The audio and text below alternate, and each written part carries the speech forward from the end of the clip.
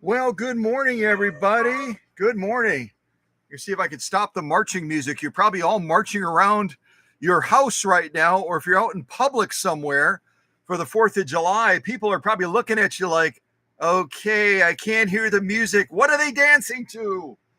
But Independence Day is a big deal to me. And I'm sure it is to most Americans that don't take liberty for granted. Uh, Obviously costs a lot historically with our nation. So as we reflect back, generation upon generation upon generation of men and women that have stepped forward to ensure that we are free, to liberty, that we can do things in this country that other countries can't do. And that's what makes America America, along with the diversity of the nation, people of every color, creed, culture coming together under one banner uh, called America. So I think it's really kind of a cool thing to be able to come together on Independence Day. I've got to shut this fan off underneath here real quick. It's supposed to hit 90 degrees here. So I had the fan running underneath the table down by my feet, but I feel a little bit like Marilyn Monroe right now, if you know what I mean. So I'm going to shut it off during the live stream. And if I get a little bit warm, I'll count on my little fan over here.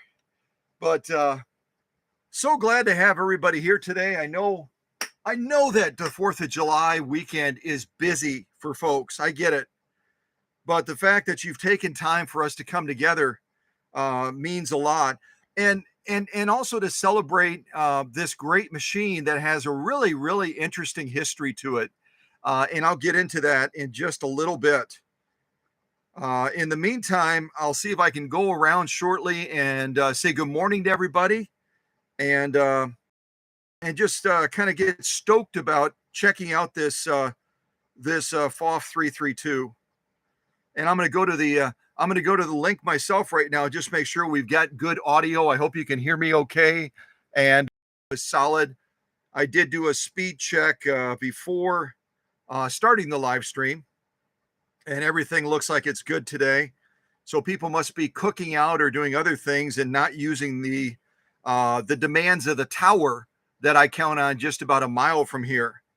I use T-Mobile for internet, and anything I need to do with live streaming and that. And generally, it's been pretty good. It was actually Emma that pointed me to T-Mobile as a solution. Her brother out on the East Coast started using them, and $50 a month, unlimited data, the whole blah blah. So it's been a really good service so far, and yeah, continue to check it out and see how it does for us. All right, just doing a couple more things to get ready here. So I'm curious if you share in the chat, what do you have planned for the rest of the holiday weekend? Most people are off today, I think, and so it gives us all an opportunity to have a little bit of downtime, doesn't it? Life can get real busy, and pausing sometimes just to enjoy life is really almost something we have to schedule, isn't it? All right, I'm just going to do a couple other things real quick to make sure that I'm ready. And if Susie or Candido, anyone that's willing to, if you could look up, I know we did it at the last live stream for that PFAFF 230.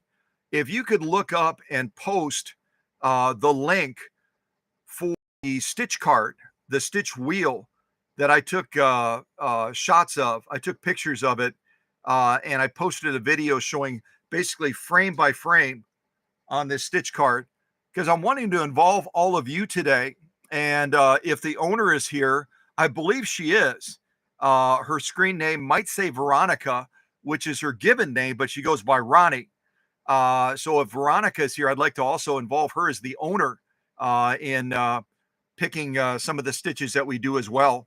And again, the stitch card that I want to pull up is going to be for single needle sewing, like this one here. The other side where you can see that the pictures of the stitch patterns are smaller is going to be twin needle.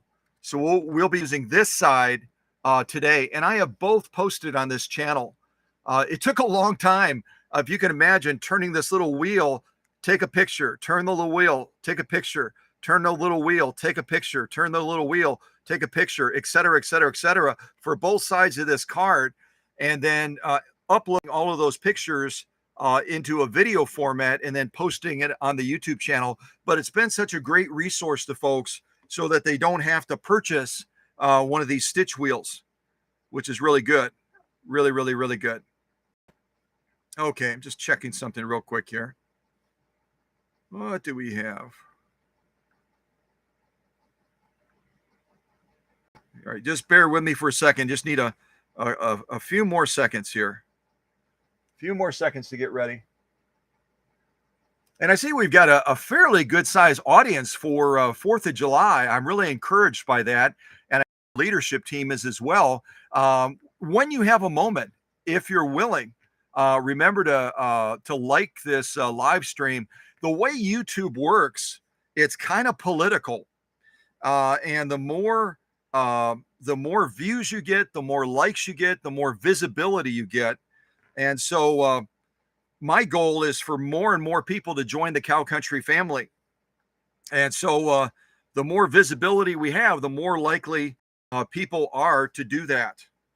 So yeah, take a moment and like this live stream if you don't mind. And hopefully we continue to grow the family. I mean, I think that's a good thing, isn't it? I think that's a good thing. So I'm going to grab my little cheat sheet here and just share a little bit with you about this machine. First of all, I'll say it's a Texas machine. It's from the great state of Texas, and specifically Huntsville, Texas. And I remember when I unboxed this machine quite a long time ago. I remember when I unboxed this machine that I joked about whenever I hear the name Huntsville, I immediately think of Alabama, which is the last machine that we had on this workbench for a live stream. And so it's kind of cool. It's kind of super cool to have the follow-up live stream with a machine from Huntsville, Texas. And I have no idea how many Huntsvilles there are, but it's I can only imagine there's probably quite a few. I can only imagine there's quite a few. All right. Let's see here. Checking something real quick.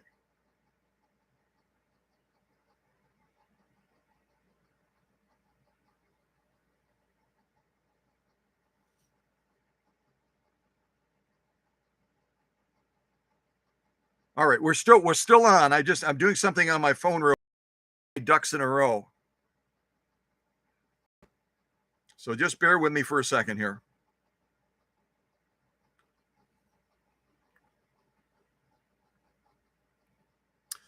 So yeah, this is a Texas machine. And the story behind this machine, I'll tell you a little bit about that. The story behind this machine is it belonged to Ronnie's mother and was actually a gift that was given to Ronnie's mom. Her name was Hanna. She only recently, I believe, talking to Ronnie, she only recently passed away. And she was a German resident. She lived in Germany. And that's where Ronnie's mom and dad met. And as a gift to celebrate Ronnie and her brother coming into the world,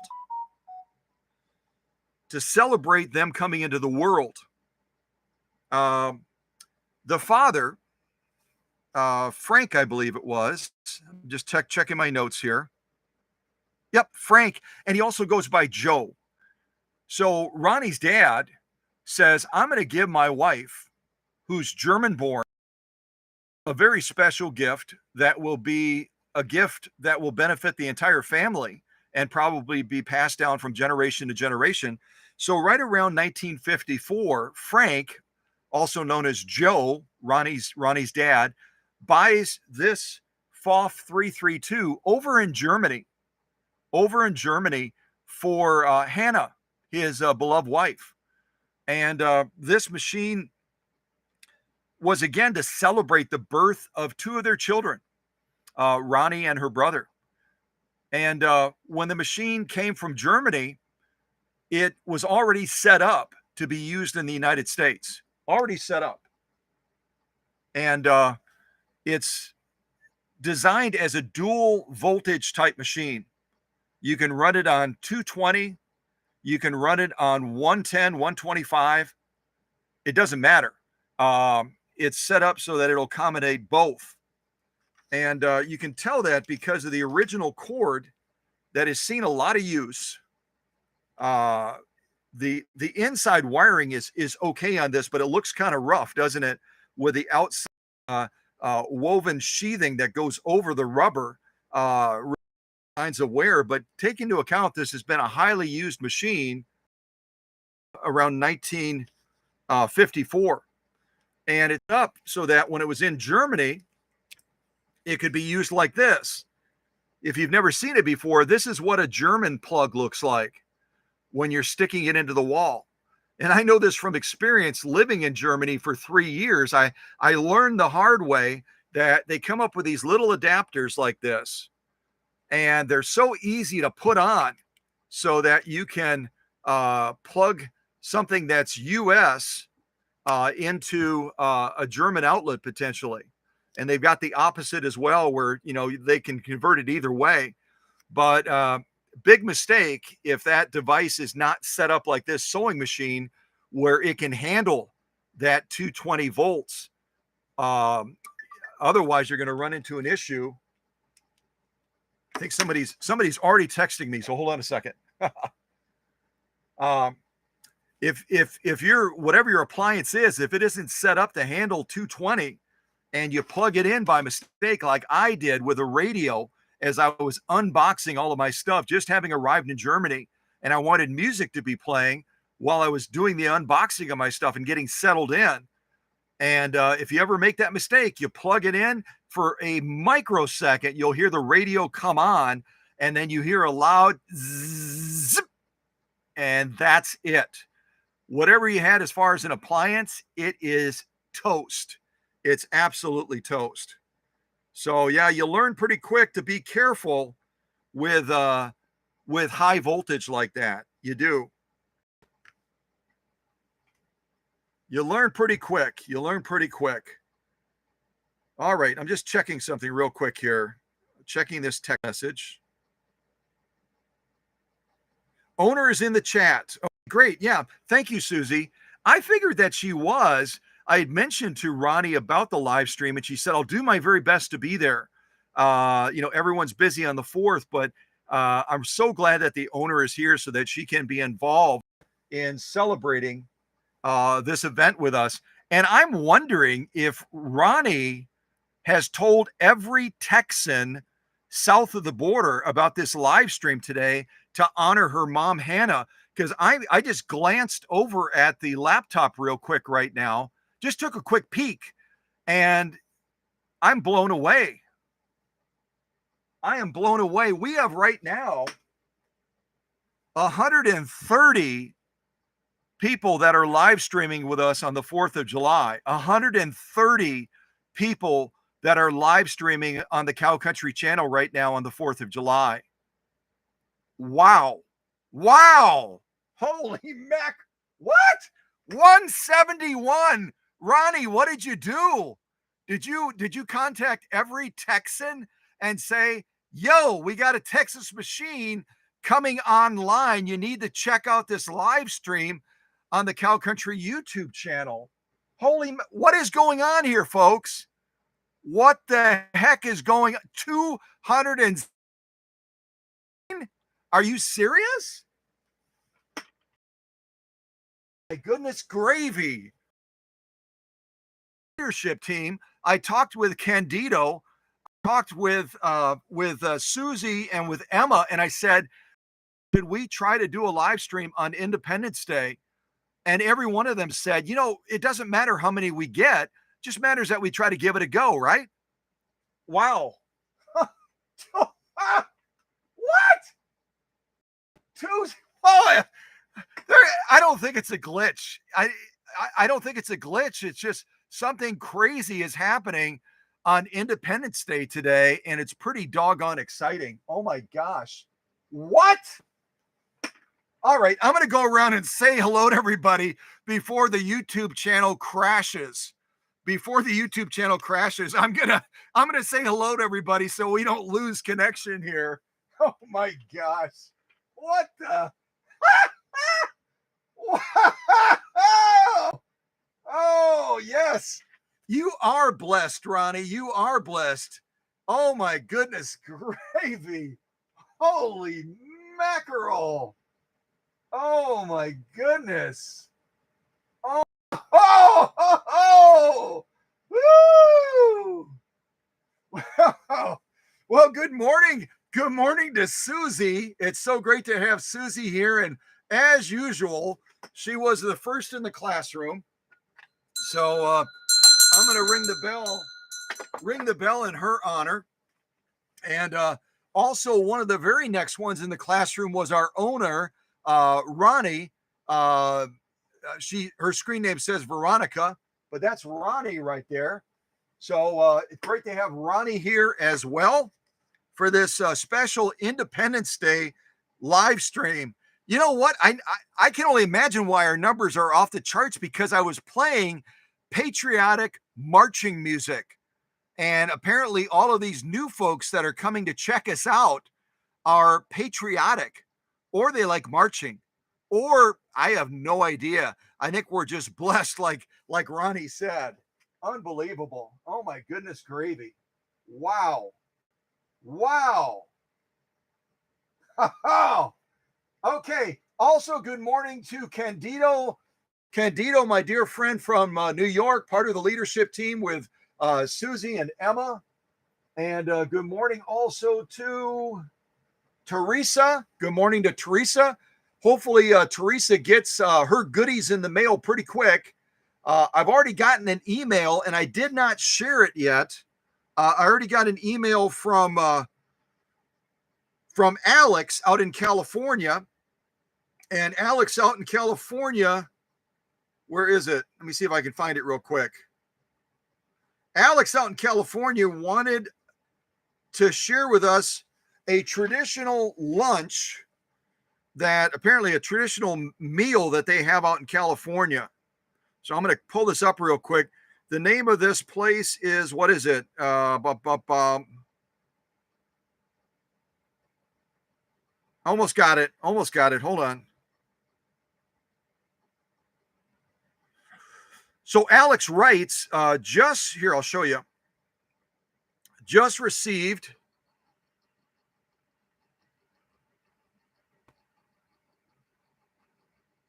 there's a picture of one of Susie's hats and a special meal that apparently California people really, really like. Alex described it as a staple of their diet out there in California, along with one of our Soaholic posters. And what Alex writes is, just received the hat and needles in the mail today. Thank you very much. I also thank Susie for the quality hat that I will wear proudly. Here we are enjoying a typical California lunch from InNOut Burger, a California staple. Has anyone ever heard of InNOut Burger before? I don't think I have, but that's what an InNOut Burger lunch looks like. And apparently with California people, if you want to get their attention, if you want to call them to a live stream and say, we want a great turnout for this live stream, tell them you're offering InNOut burgers, or that you're offering an InNOut type lunch. And yeah, they're gonna show up. Maybe they heard that we were offering an InNOut lunch today if you attend the live stream, and that's why our numbers are absolutely insane. Absolutely insane. Is anyone else going, what? We always have a nice audience. We always have a nice gathering, But Independence Day apparently is a big deal to everybody, and they're checking us out. And I'm so glad. And like Ronnie said, we are blessed.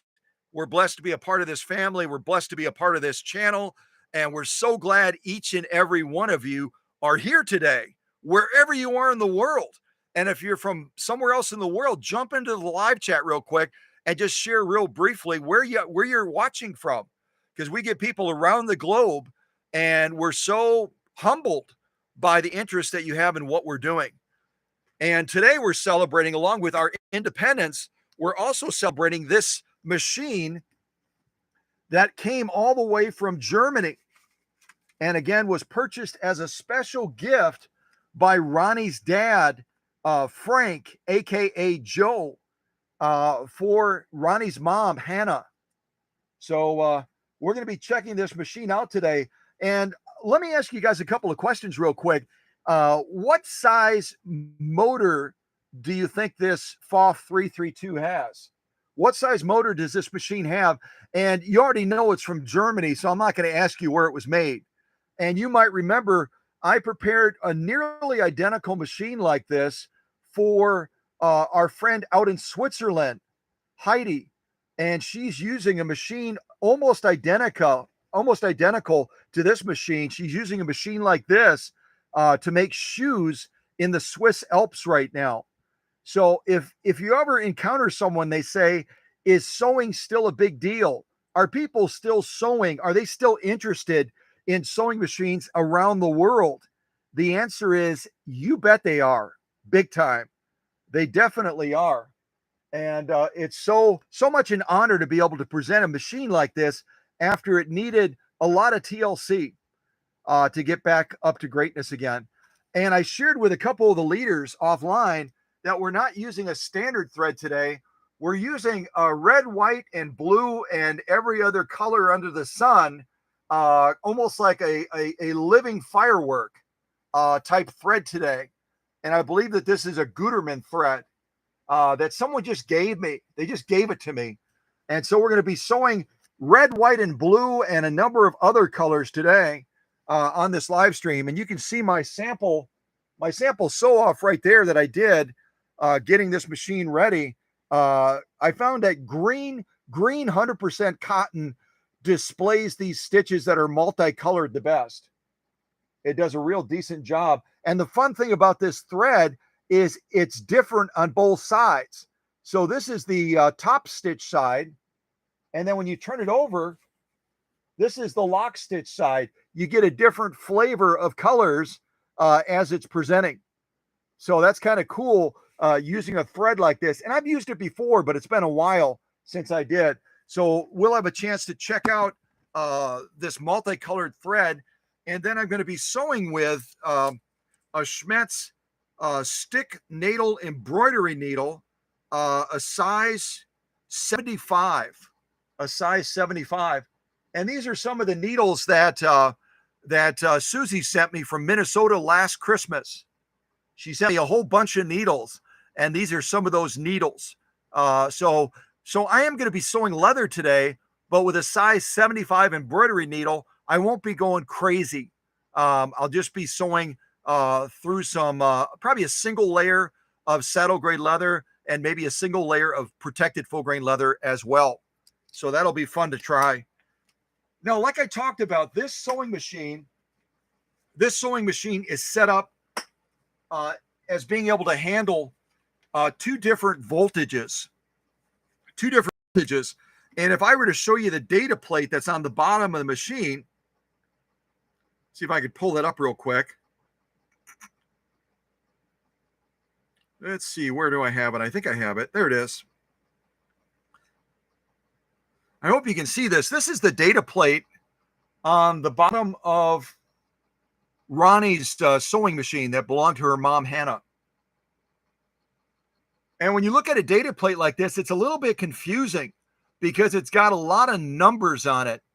But if I break it down for you pretty straightforward and simple, what these numbers represent is the split out of the power, whether you have it running at 110 or whether you have it running at 220. remember, when you're operating something with a higher voltage, you need less amps and you need less watts to get the equivalent power. So if you're powering something with 220 or maybe even higher, because a lot of the European regions go even all the way up to 250 watts or 250 volts, excuse me. They go all the way up to 250 volts. When you're dealing with voltage like that, you can have say a featherweight motor. You can have a featherweight motor that would only have half of the amperage of a regular one, let's say around 0.25 instead of 0.4, like most featherweight motors. And you can still get the same output of power and torque from that machine because you have the higher voltage. So what that plate is explaining to us is when you're powering this PFAFF machine that was bought as a special gift to Hanna by her husband Frank, aka Joe, if you're operating it over in Europe, that motor can actually be operating at a lower amperage on low watts and be delivering just as much power. So, for example, that plate gave one of the numbers of 23 watts. 23 watts is the wattage that this machine operating at 220 volts would be operating at. So 220 volts with 24 watts of power output. But if you're operating in the States at 110 volts, it's going to be delivering 55 watts of power. So as the voltage goes up, the watts and the amperage can go down. As the voltage drops and you're in the States, the watts then will pick up to deliver the same amount of power, the same amount of torque to that sewing machine. So you're really getting the best of both worlds with the innovation and the engineering and the technology of a great Western Germany sewing machine like this, that you don't have to use a converter with it. You don't have to use a step down converter. All you do, if you're in Germany, you plug it in like this. If you're in the States, you put an adapter on and you plug it in like that. And the machine motor will automatically adjust to that difference in voltage and will deliver the same performance no matter what region, no matter what country you're in the world. And if you're curious how much power a machine like this has, I asked you if you knew what size motor it has. So if you typed in an answer, would you do me a big favor and go ahead and type it in again, because I'm going to look at the live chat right now. And just see if anyone gets close to what the power of this PFAFF 332 is. And again, this machine would have been bought new by Frank Joe.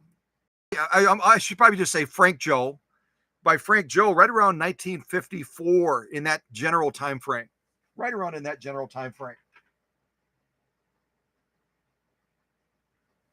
So I'm just going to scroll down and see if anyone has guessed. Oh, I don't think I finished. I got this all the crazy numbers for the live stream. I better scroll the rest of the way down and just make sure I don't miss saying good morning to anybody. I better do that. So, oops, who is that? Susie.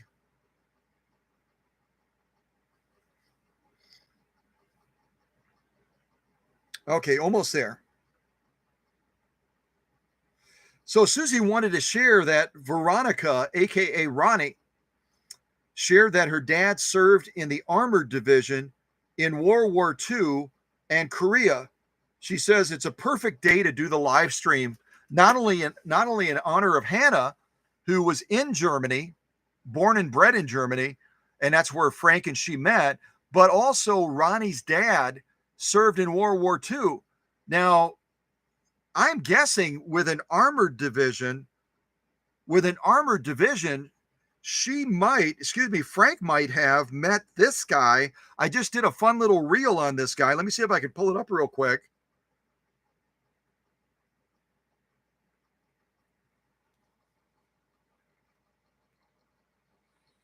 And will not tolerate a loser. Americans play to win all the time.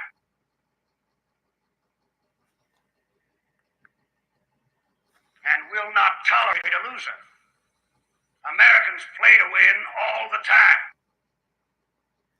So that's a quick little reel, and that's the actual voice, I believe, of George C. Scott playing Patton. I don't think that's actually Patton's voice, but if I'm not mistaken, Patton would have potentially been working with some of those armored divisions that Ronnie's dad serving in might have crossed paths with Patton. I have no idea, but Patton was all about tanks, as a lot of you know, and he would have definitely cross paths with folks that were in World War II and specifically working within armored division. So Ronnie can share, maybe she heard stories that saw Patton or heard of Patton or cross paths with him or something like that. I have no idea, but that was such an important role to be serving in World War II, and it really made our victory possible.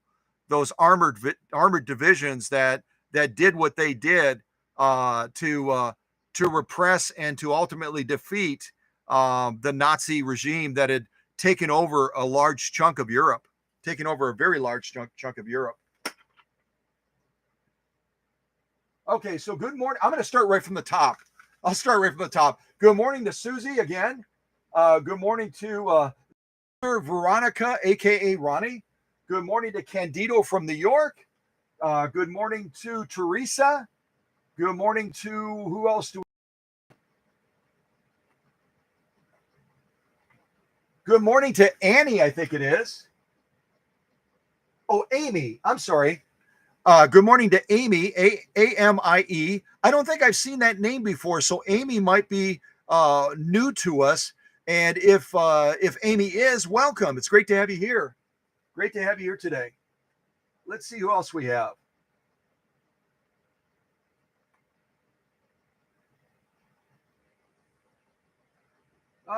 Still scrolling.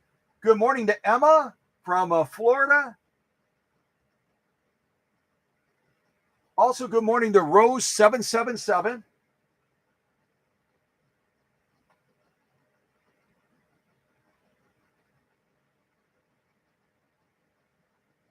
I already said good morning to Amy. Good morning to Deborah.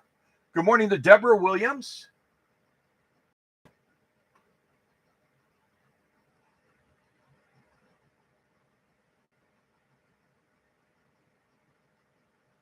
Good morning, King, this morning. Good morning to Kathy.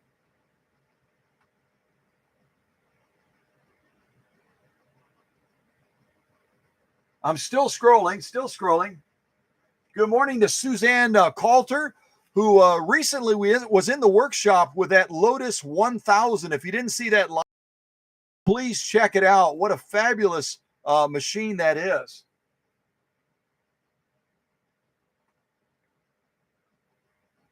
I'm still scrolling.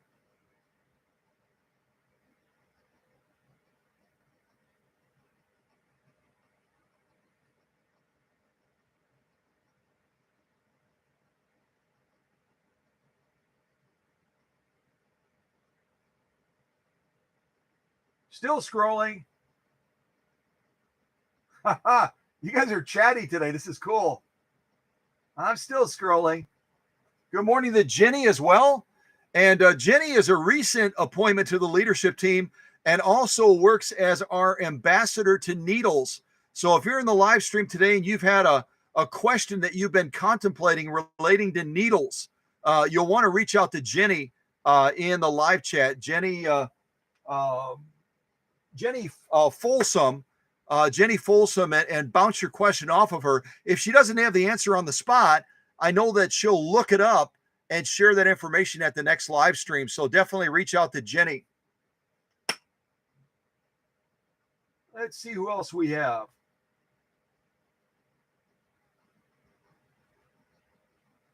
Good morning also to my favorite lady in the state of Vermont, Erin Allen. Erin Allen, great to have Erin here.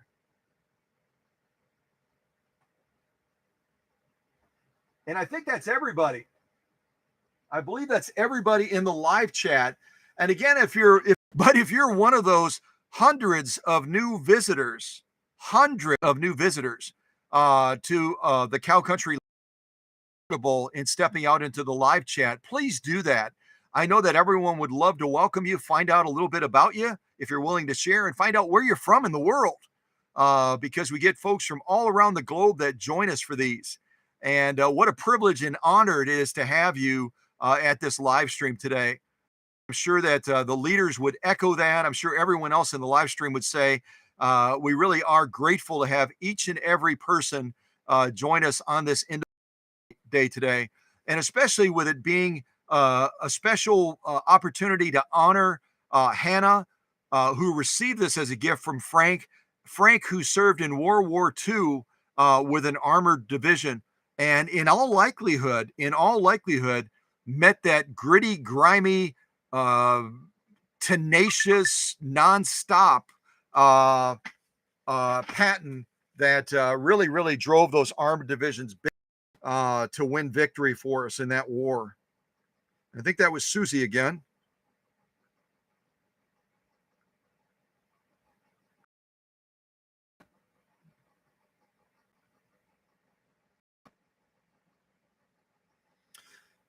So yes,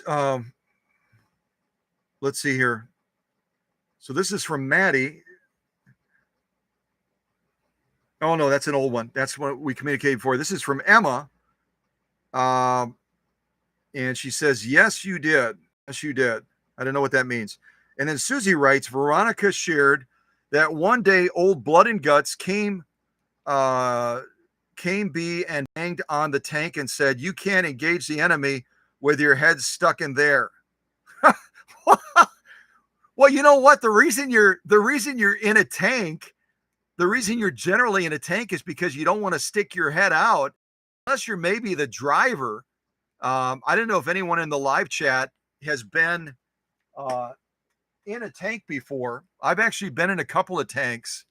I was actually in a tank for the first time when I was 3 years old on a Marine Corps base out in California. And my dad wanted me to get into a tank. And actually, I remember with my big brother in there, we started the tank up. And I thought, boy, oh boy, I'm glad I'm not claustrophobic. And I was so small, I didn't know what claustrophobic was, but I was just fascinated by being inside of this huge chunk of metal that could shoot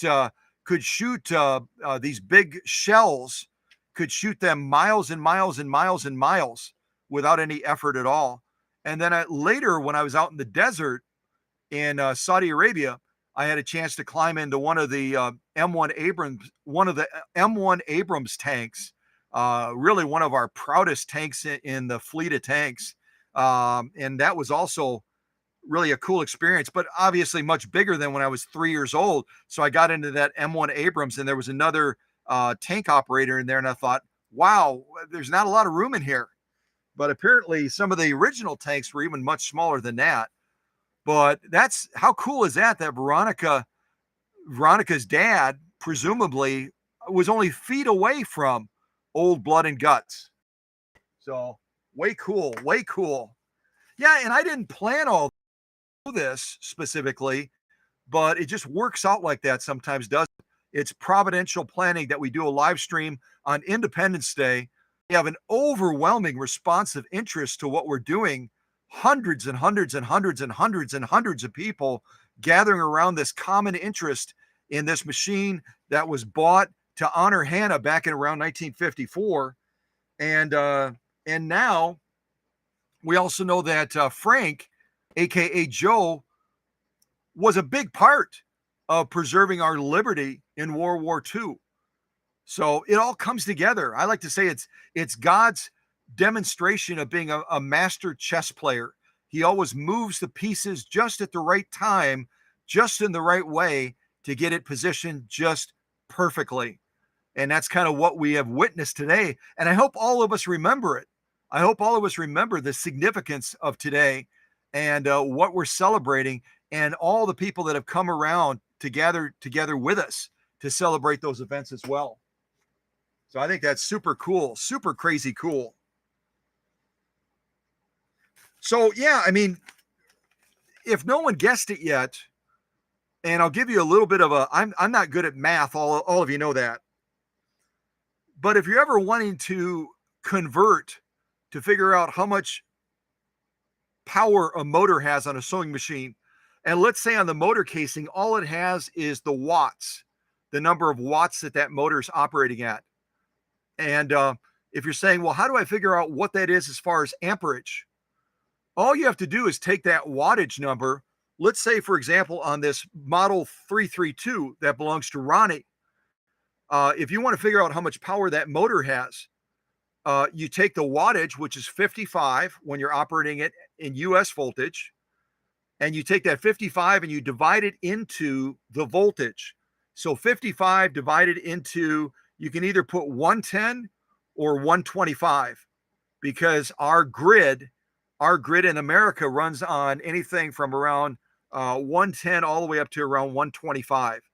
And that'll tell you what the amperage of this motor is. But don't be fooled by that, because if you do the math and you take 55 watts and you divide it into, say, 110 volts, you're going to be shocked to see that this motor in this mighty PFAFF machine, by that conversion process, is only about, rounded up, is only about 0.6 amps. It's only about 0.6 amps on this machine. But here's the tricky part about determining the power of a dual voltage motor like this. When you have a dual voltage motor like this, because it's able to flip between 110 and 220 just automatically, it gives that motor a lot more torque than a standard electric sewing machine motor. And torque is that lower speed power to be able to go through those heavy toe offs.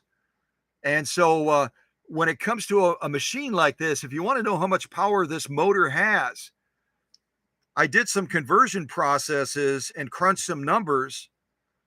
And this motor at peak performance, which it is right now, will put out about 550 feet of pound torque. And I'm probably saying that awkwardly. It puts out 550 pounds of torque.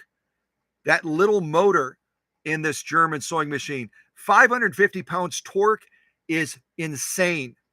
Absolutely insane. Some of the earliest cars that Ford and other manufacturers came out with wouldn't come anything close to that level of torque that this little electric sewing machine motor off 332 puts out. And that's why I always refer to these machines as mighty, always mighty. It doesn't mean that they have a huge motor like some of the light industrial and the commercial machines. It has a relatively small, compact motor. But again, because of its design and quality engineering of being dual voltage, it's able to deliver a level of torque that is unprecedented by nearly any other sewing machine in the world, including a number of the light industrial machines.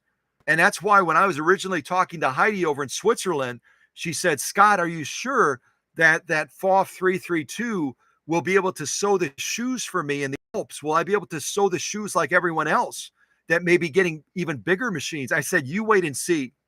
You wait and see.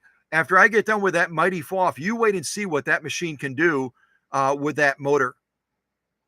And so if I were to rate this motor in comparison to other machines that don't have the benefits of that torque, I would put this at about 1.1 amps. Right around 1.1 amps is what I would rate the power of this motor at. Even though when you do the conversion process, it's significantly lower than that. So we're not going to be, unfortunately, we're not going to be looking at the power side of this as much today as we are the decorative ornamental side. And that's why I hope that either Susie or Emma or Candido or one of the others have posted that link for that video that I did many years ago. I think 7 or 8 years ago I did that, showing all of the positions of the stitch card so that you can get involved in helping to pick out some of the stitches that we'll sew today on this PFAFF 332. So just checking a couple other things. The other thing I'll mention real quick is this motor is also able to flip between different Hertz operation grids. In Europe, the Hertz, or The Hertz, and I actually looked it up so I could read the definition and get it right. Um, Hertz, when you talk about a device being operated by Hertz, it's really sound waves, is what it translates out to being, but it also translates into electric motors and the amount of revolutions that they do per second. So, for example, if you have a motor over in Europe, over in Germany, or in Alex Ashcroft's neck of the woods in England or Ireland, or any of those other areas that operate at 220 to 250, they're going to be operating on a Hertz level of around 50. So that means that every second that that motor or that generator that's operating at 50 Hertz, every second it's going to be making 50 cycles. In the US, we operate on a different grid. We operate primarily on a 60 Hertz type grid because we're operating on a lower voltage. And with a 60 Hertz, you're talking about every second that motor or that generator, whatever is being powered with that Hertz at 60, is going to be cycling 60 rotations every second. That's crazy. That's crazy fast. But that's what delivers that torque and that power to that machine that's operating with some sort of an electrical motor. I think that's all I wanted to share about that. And a lot of people with this unique motor that's in this PFAFF machine that belongs to Ronnie, they would refer to it as a universal motor.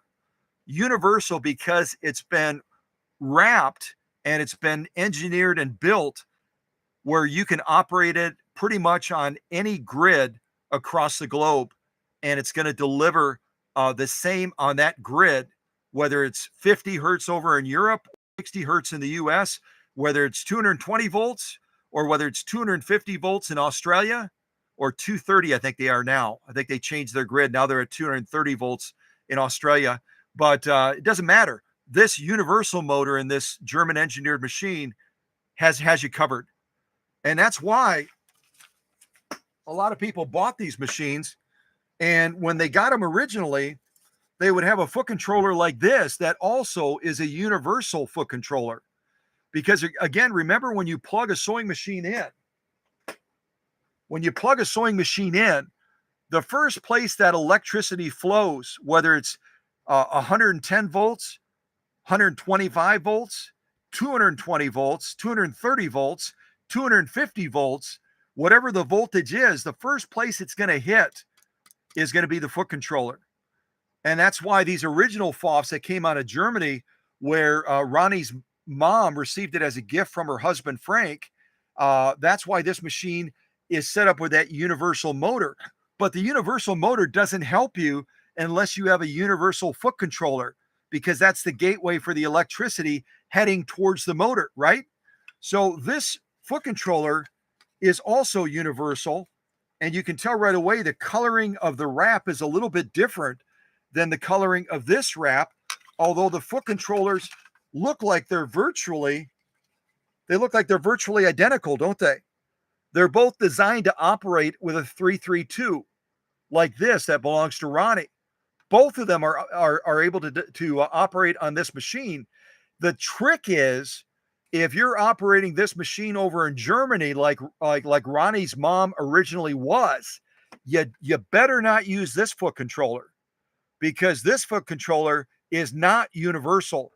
It's only rated for US markets. And you can tell that, right away. You won't be able to see it, but there's a little data plate right there. And it clearly tells you 110 volts. Do not, if you're in Europe and you're operating this machine by just plugging it into a German outlet like you can do because of the universal motor, do not plug this foot controller into that machine over in Europe, because you're going to fry this thing. You're going to absolutely destroy it. Whereas with this one, that would have been original, coming with this machine when it left Germany, this one you can plug in the European market and it's good to go. So blow it up, catch it on fire, good to go. So just realize that if you're buying a replacement foot controller And let's just say, for whatever reason, your plans are to go over to Europe and you want to take your PFAFF with you.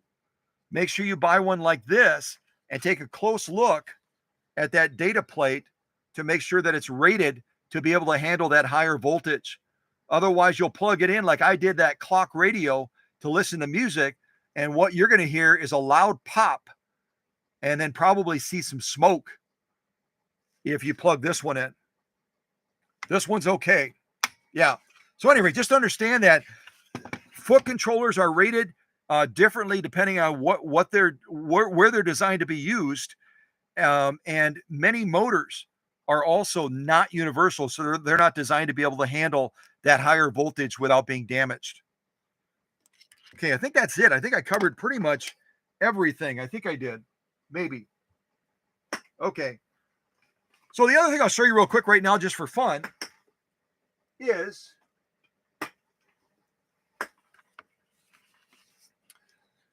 this is a magic wand that came by way of Susie from Minnesota. Susie from Minnesota, I think it was Emma that started this. Emma started referring to me as the Wizard of Oconto. She started referring to me as a Wizard of Oconto, and Susie and she kind of played off of that. And so Susie sent me this special, where is it? There it is. This special magic wand, which I've not opened yet. She sent me this special magic wand as,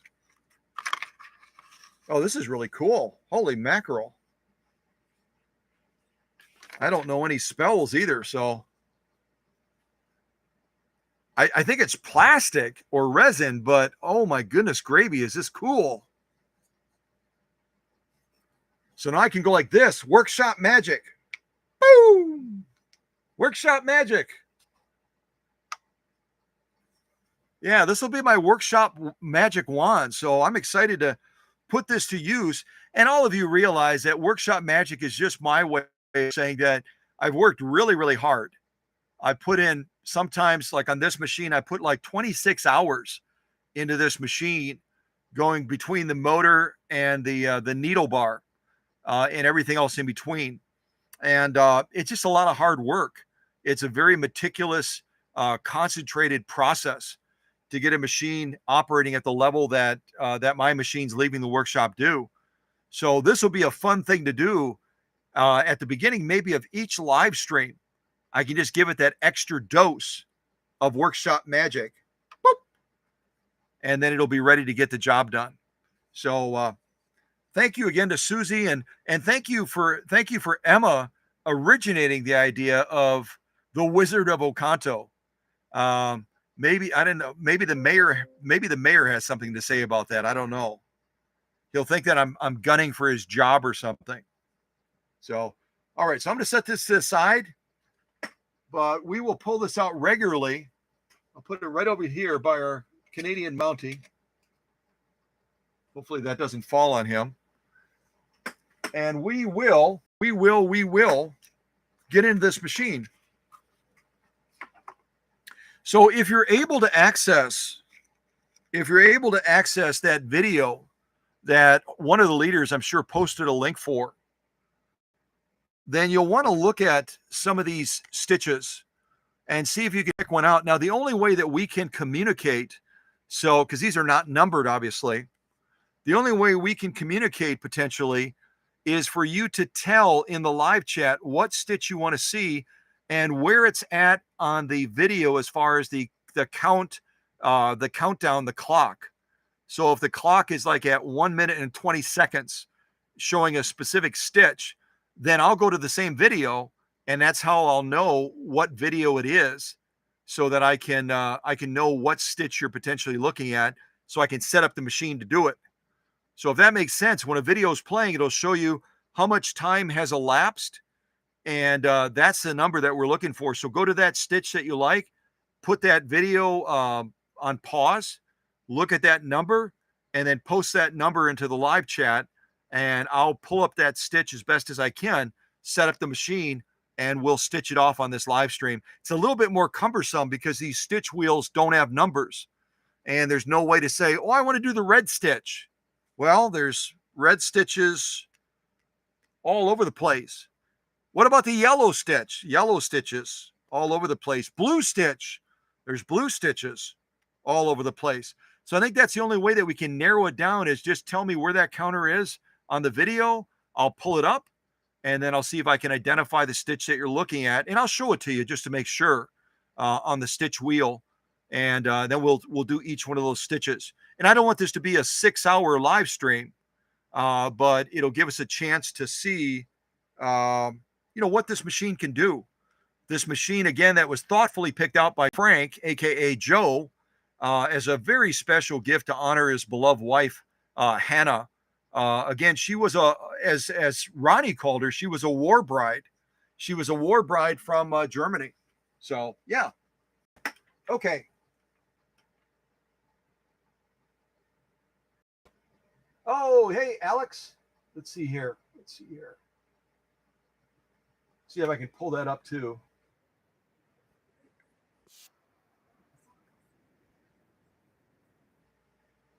Let's see here.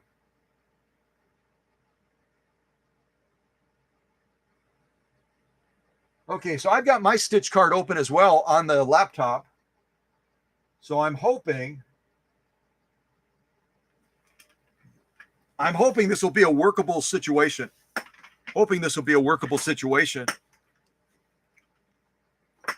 All right. Pull this off over here.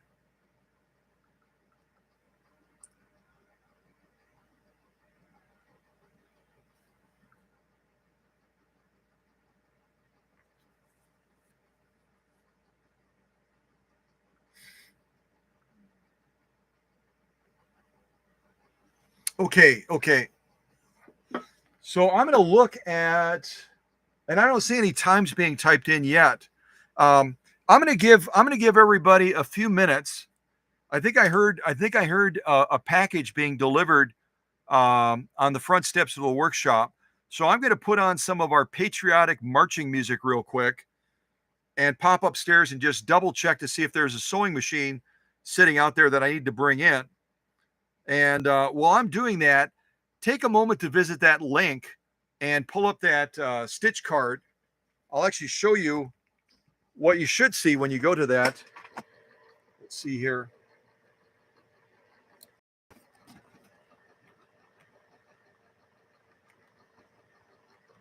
It's going to look something like that. You'll see the stitch card right there, and then the time lapse when you play it.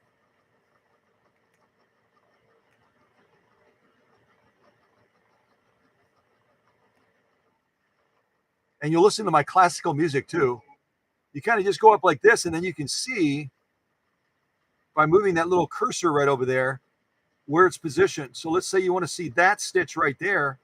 Just pause it, mouse over it like that with your mouse, and then you'll be able to see that it's right about at 23 seconds. It might be hard to see that in the shot, but you can say, I want the stitch that it's at 23 seconds, and then I'll see if I can find it on the stitch wheel, and we'll line it up and do that particular stitch for you. Okay. So that's kind of how we'll handle it. And that's the only way I can think of how to do it with the way it's set up. You know what I mean? Because there's no numbers on these. There's no numbers. All right. So take a moment to do that. And certainly would love to have the owner express any interest in any stitches that Ronnie wants to see as well. All right. I'll be back in a moment.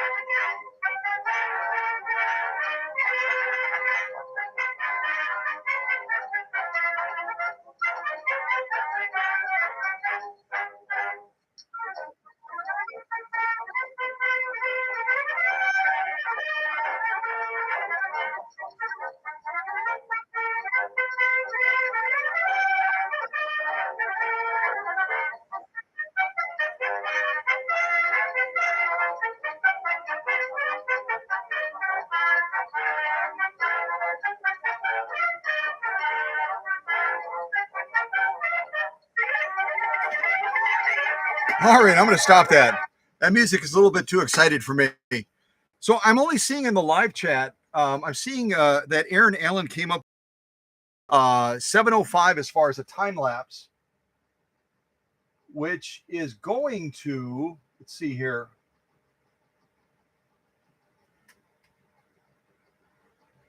Yep, 7:05 is what I see from Aaron. Let me see if I can find that stitch real quick.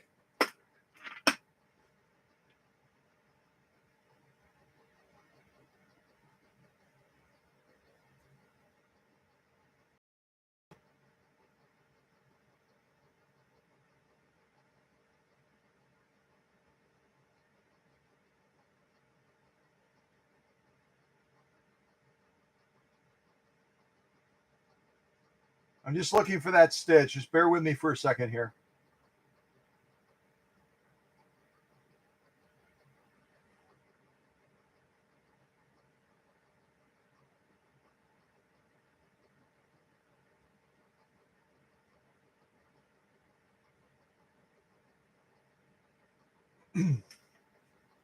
Now the link that I'm just double checking here.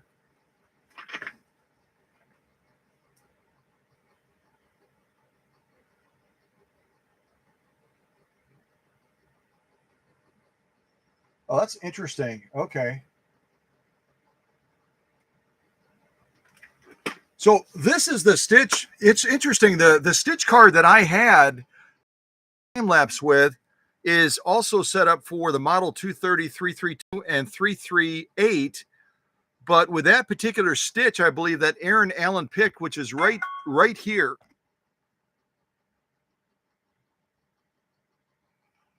See if I can show that to you.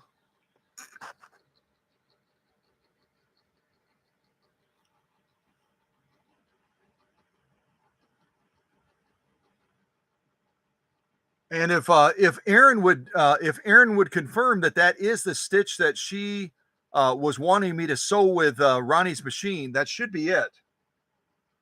You can see just above the window right there.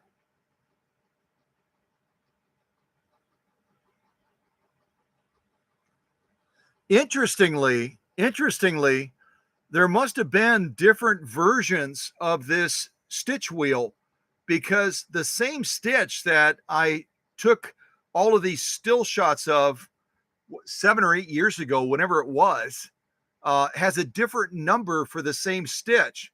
In other words, when I looked at this stitch on the screen, it has different settings than are on this stitch card that I have right here. So, yeah, I don't know. I can't explain that other than they changed some of the engineering of the machines over time. They updated the stitch cards, and when they updated the stitch cards, the numbers changed just a little bit. They changed just a little bit. So, yeah. So I'm going to be setting this up for 741 based on the stitch card that I have, at least. I'm just double checking again here. Yep, I'm going to be setting it on 741. But if you look at the video setting that Aaron Allen gave us, it's going to have different numbers. It's going to have different numbers. Yeah. think I just got another text. Hold on just a second.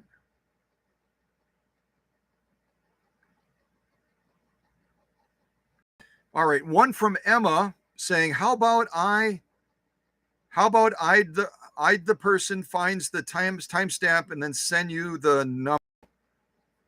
So Emma, if you're proposing that they write it in the live chat and then you text me the time lapse number, that's fine. Absolutely. That works for me. Then I don't have to keep looking at the laptop.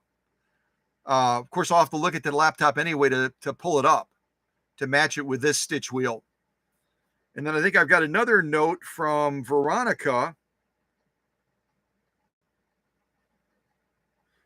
So Veronica is giving me the actual settings, which is really cool.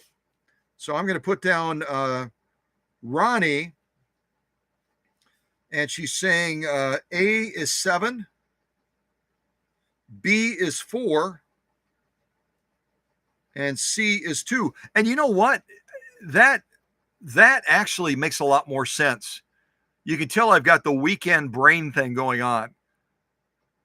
The easiest thing is if instead of sending me the time lapse, if you want to send me the ABC settings, and there might also be a D setting as well, A, B, C, or D, just post, A equals this, B equals this, C equals that, D equals that, and that'll be even quicker. Then I don't even have to look at the laptop necessarily. Emma will just text me A, B, C, D, and then I'll set up the machine like that. Yeah, that makes a lot more sense. And Ronnie is saying that her stitch wheel is the same as mine, but obviously the one that I shot shots of back, I don't even remember what the date was, almost 10 years ago maybe. That was a different stitch card that was still compatible with the 338, the 332, and the 230.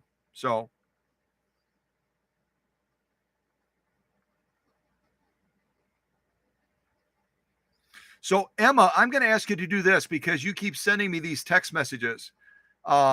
If someone types the settings, kind of like Ronnie just sent it to me, she gave me the A setting, the B setting, the C setting. And on some of these stitches, it might also require a D setting as well. Let me see if I can find one of those. So for example, these stitches right here,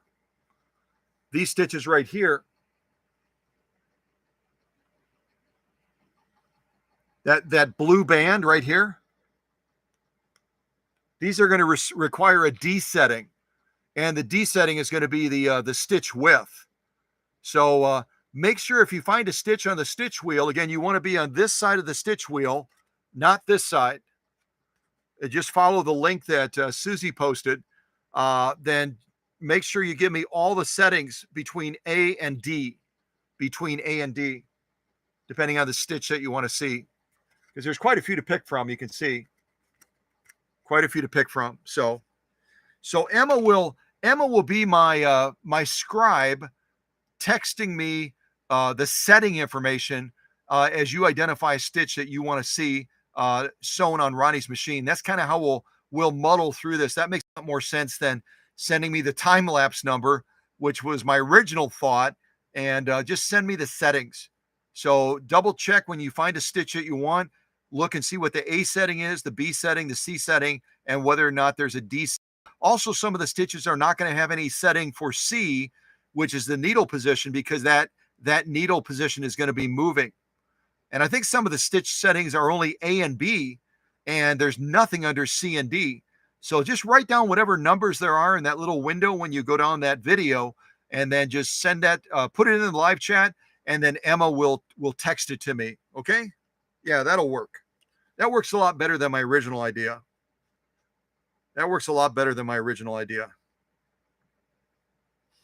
Okay. So I've got two stitches so far. I've got the one that Aaron Allen picked, and then I have the one that Ronnie picked and gave me the settings for. So let me go back to Aaron Allen's. And I think I might do both of Aaron's I'll do this one that I believe she picked. I'll do that one, and then I'll do the mirror image of it, which is this one right here. That's the mirror image of the same stitch. This was Aaron Allen's first choice right there. And that, whoops, and then this was my choice to give a mirror image of that same stitch. So we'll do both of them on this 100% cotton. Okay, so let me start with that, and then we'll go to the owner stitch after that, and we'll just keep marching through this live stream on Independence Day. Keep marching through. All right, and I'll watch for other text messages for other stitches that you all want to see. All right, so if we're setting this machine up to sew, we know that the first stitch that Aaron from Vermont picked requires that we set Control A at 7. Control A again is going to be up here on top of the machine under this little door that opens. So we've got to set that one on 7. Give us a turn. We're on 1, 2, 3, 4, 5, 6, 7. So we've got Control A set on 7. Then we have to go to Control B, and we have to set that on 4.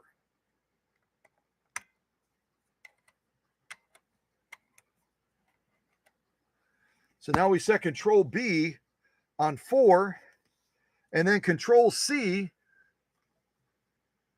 which is needle position, has to go to position 1, which is going to be all the way at the top. Think of this in 3 setting areas. At the very top, it's going to be in position 1, which gives you a far left needle position.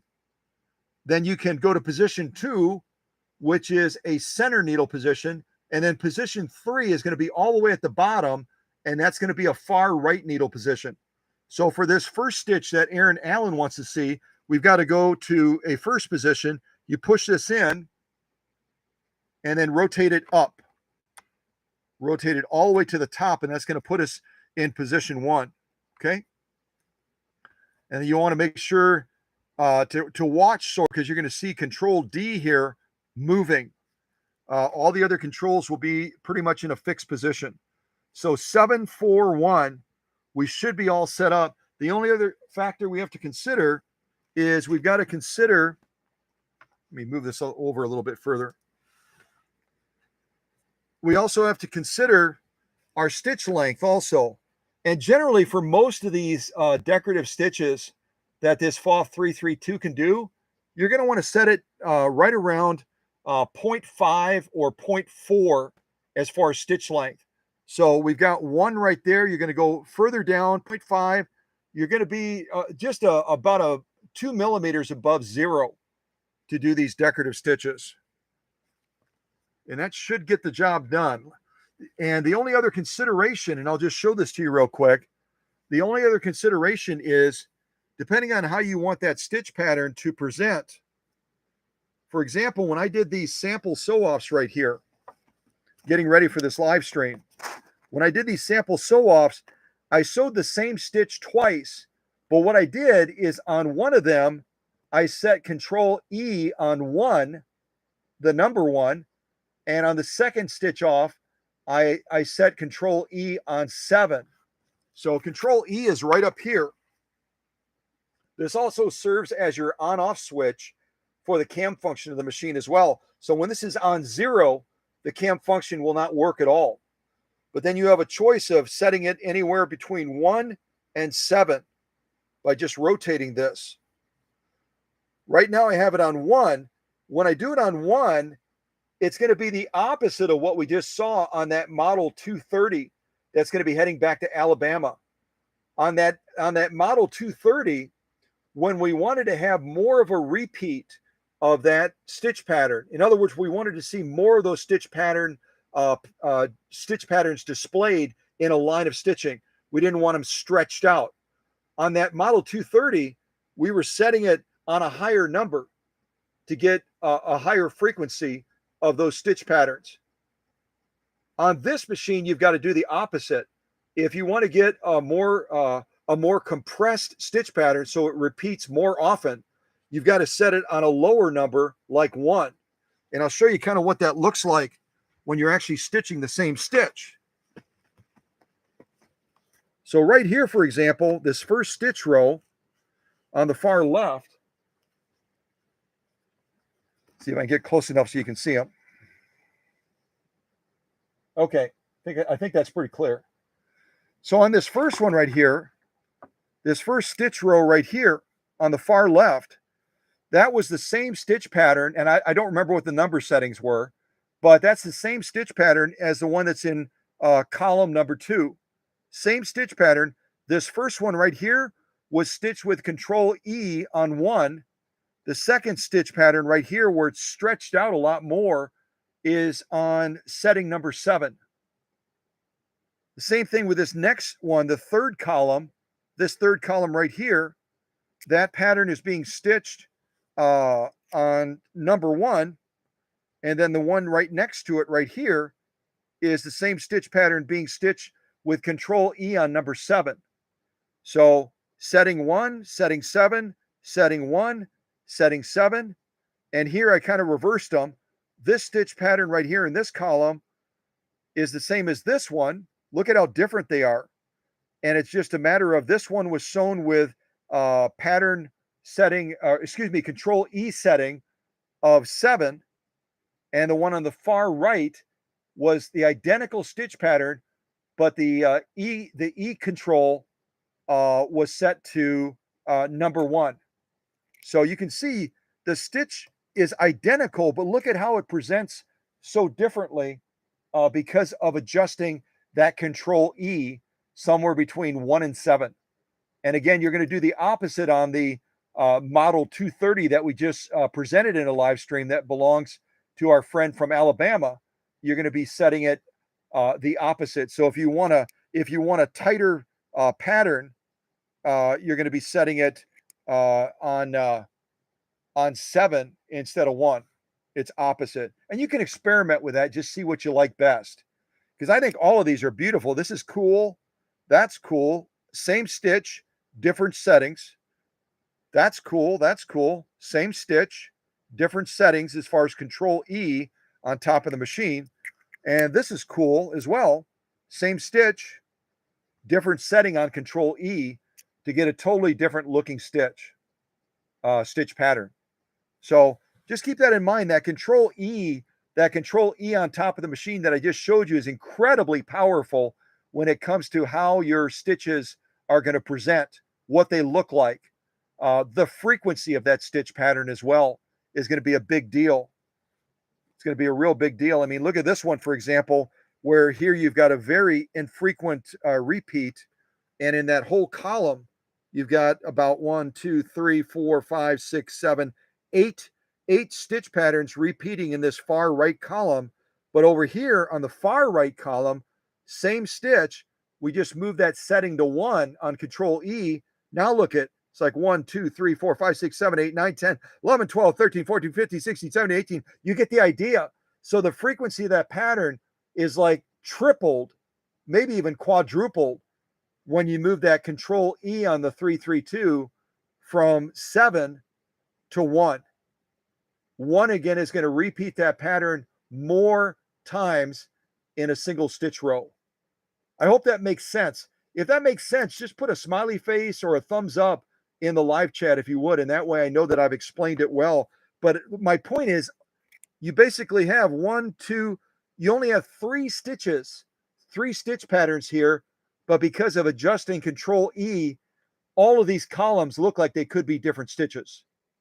They all look like they could be different stitches.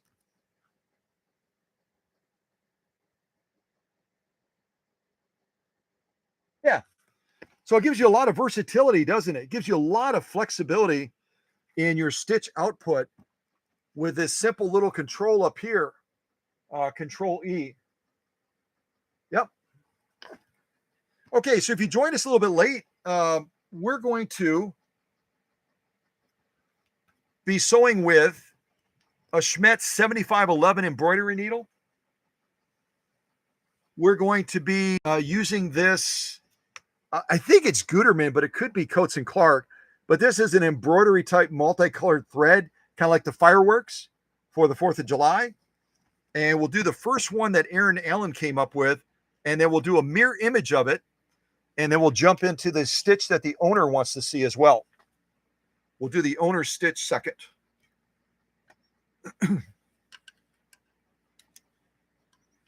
And I did upgrade Hanna. We'll call this great machine Hanna in honor of Ronnie's mom.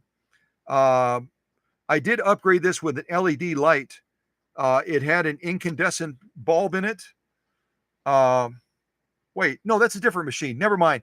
Trying to remember. I'll have to ask Ronnie because I've been working with so many machines so rapidly. It has one of my LED bulbs in it, but it's possible that Ronnie bought this bulb. But I'll double check that with the owner. So, but it has an LED light now, which makes a world of difference. It makes a world of difference as far as being able to see what's happening down at the needle and what's happening on the bed. Okay, clear off this table a little bit. Give me a little bit more room.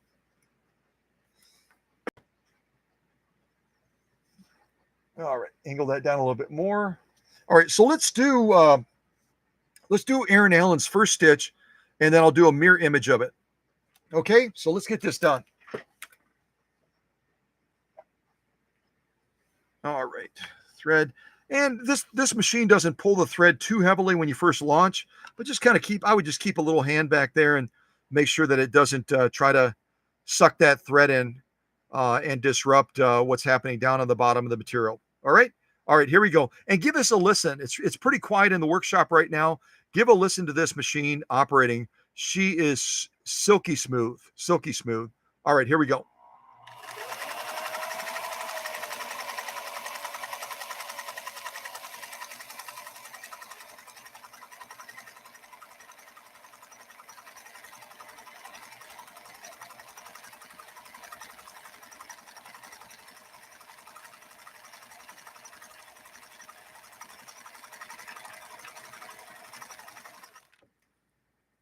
Oh, that's fun. That multicolored is really cool. Very, very cool. Okay. Yeah, I like that. I like that. I might actually make that stitch length just a little bit. See how it looks on the other side. I'm just kind of looking at the stitch length and deciding if I want to do anything with it.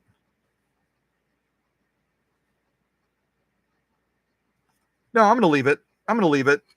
It's a little bit just borderline compressed.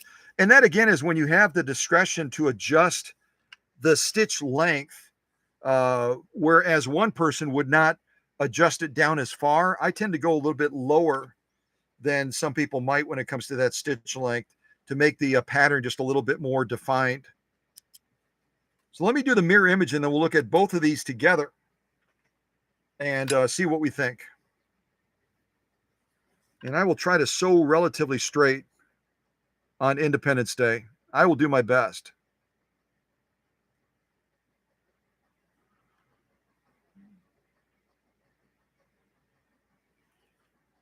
Okay. I think that's pretty close. Okay, so now we're going to do the mirror image of the stitch that our friend from Vermont picked. We were at 741. Now we're going to be 743. So we're not going to change Control A or B. All we're going to do is change Control C, which is the needle position. So we're going from position 1 to position 3. And then we should get a mirror image of the stitch pattern right there. So all I'm going to do is take Control C, which is this right here, and I'm going to push it all the way to the bottom to get us into that third position, which will be a far right needle position. And again, whenever you're adjusting any of the controls on any sewing machine, always make sure that needle is clear of the material so you don't potentially bend that needle. All right, so I'm going to do this next stitch line. It should be a mirror image of the other stitch. And Emma, I know that's your notification, but you're going to have to wait just a second here. Let me finish this next stitch, okay? All right, here we go.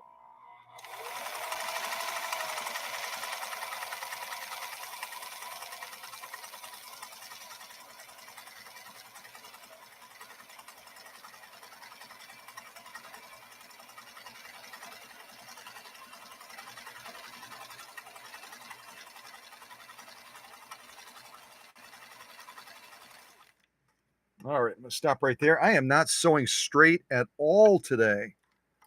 I am sewing really, really crooked.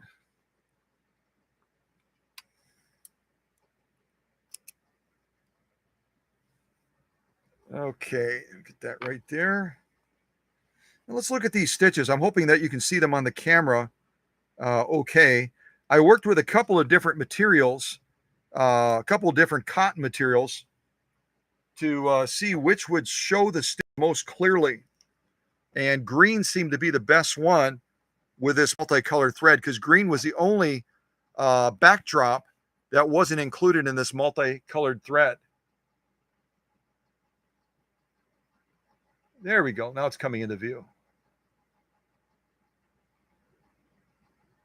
Isn't that thread fun? That thread is just fun, I think.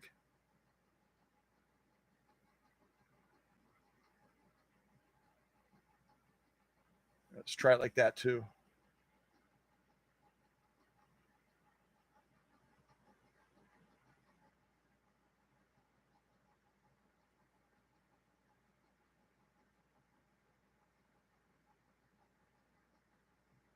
Yeah, that's real pretty.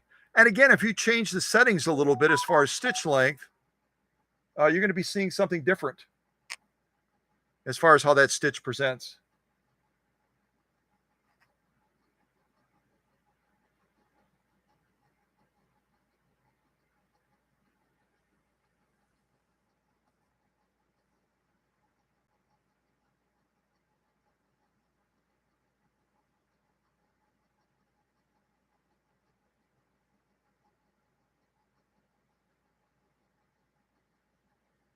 And then the lock stitch, I'll flip it over. We'll look at the lock stitch.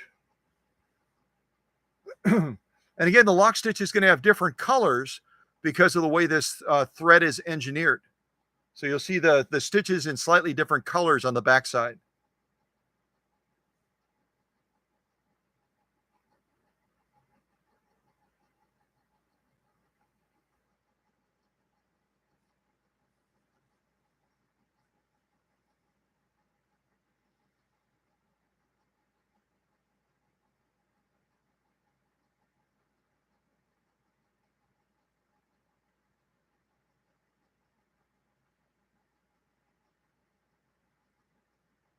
Yeah, it's kind of pretty, isn't it? So that's our lock stitch. I didn't know what I was doing there. I must have been distracted. You see how I did like a down slope? A down slope. That's our lock stitch. And that's our top stitch.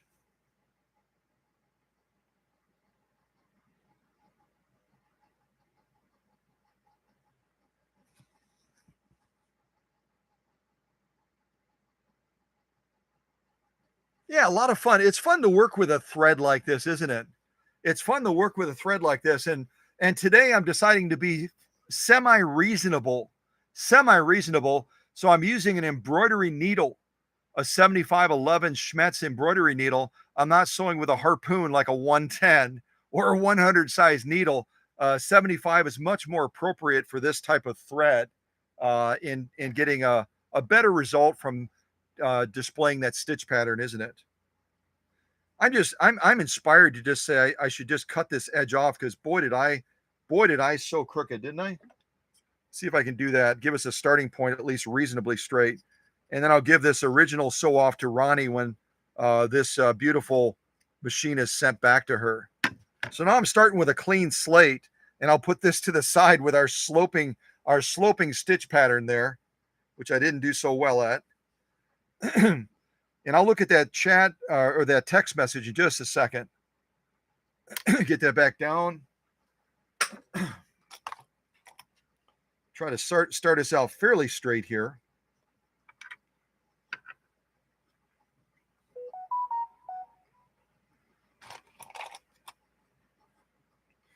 And again, the material that I'm sewing on right now is 100% cotton with a stiffener. I've got a stiffener in there to give it a little bit more stability, considering the amount of needle swing for these stitches that we're doing.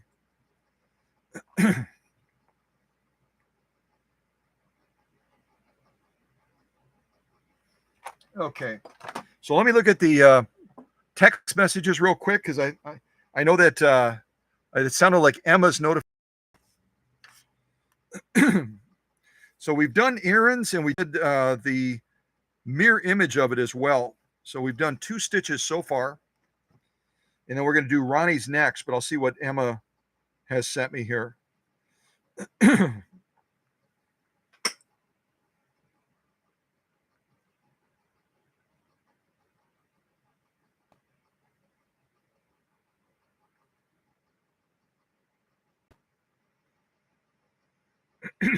Okay. Emma's asking if Susie would post the link for the stitch wheel again. So Susie, if you would post the link for the stitch wheel again in the live chat. Emma had to reboot, and she needs it as a resource so that if folks are typing in information into the live chat, and let's say that they put down a position of the timeline instead of the actual settings, she can look it up and try to give me that information when we're sewing. So I think that was the only text I got. Pretty sure.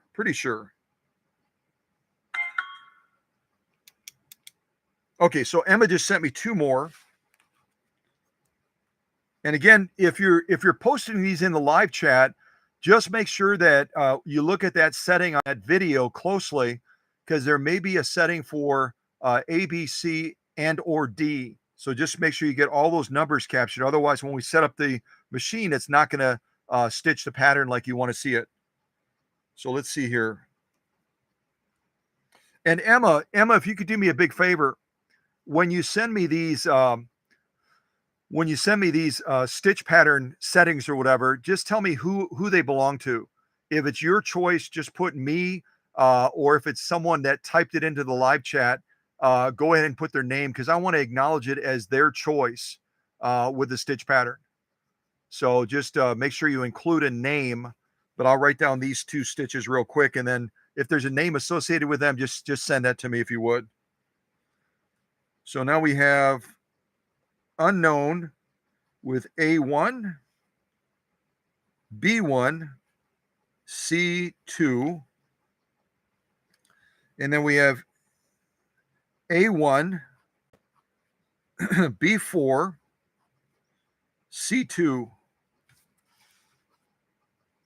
And those are both Emma's stitches. I just saw her text come through. So I'm going to put down Emma next to those. Okay. So the one I'm going to do next is for Ronnie, the owner. Then I'm going to do Emma's 2 stitches. And again, just remember that I'm wanting all of you watching right now to feel free to jump in and let us know what you want to see. There's so many stitches to pick out on that stitch wheel for the single needle. Again, it's going to be this side. It's going to be this side right here. And Susie has posted the link already. So just pull that link up, look, scroll through there, kind of rotate it around, look at all the stitches, and then just post the numbers that you're looking for. And then Emma will text those to me with your name so we can stitch the pattern that you want to see. Okay. I don't want you to feel like you're being left out. Don't want to make you feel like you're being left out. All right. So let's do Ronnie's now.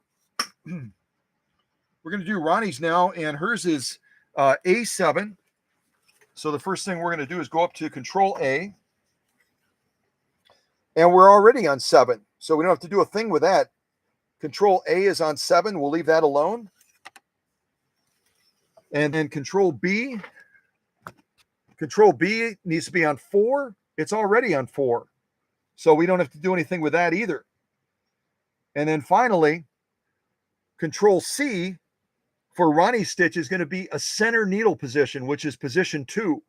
So I think the last stitch we did for our for Aaron from Vermont, we did a mirror image of that other stitch. So we needed a position 3 for a far right needle position. So now we need to move it back up to position 2. That's position 1. And that's position 2. And what I usually do is I'm trying to get that middle position of position 2. I'll either move it all the way down and come up 1, or I'll move it all the way up and come down 1. That way I know I'm in that center needle position. So that's it. Everything else is the same. We'll do Ronnie's stitch now. We'll do Ronnie's stitch next, and then we'll jump into Emma's stitches.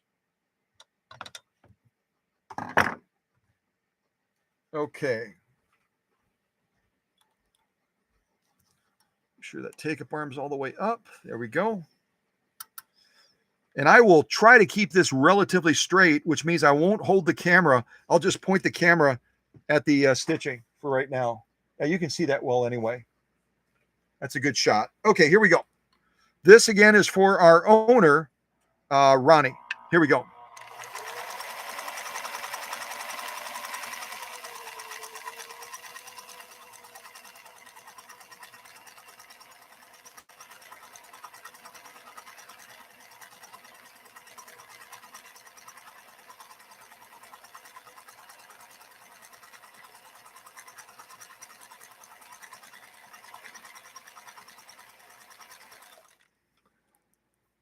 Oh, that's a cool one. I like that.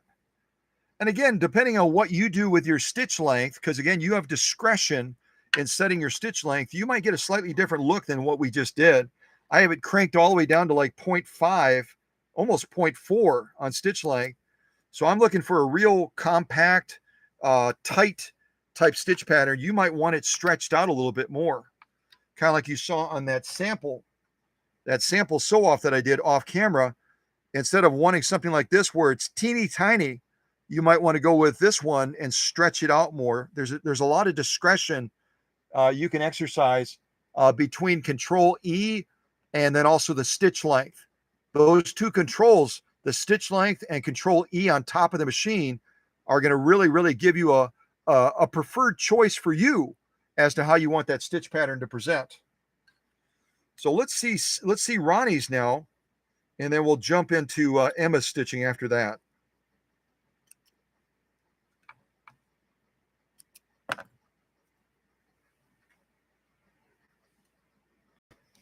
So this is Ronnie's.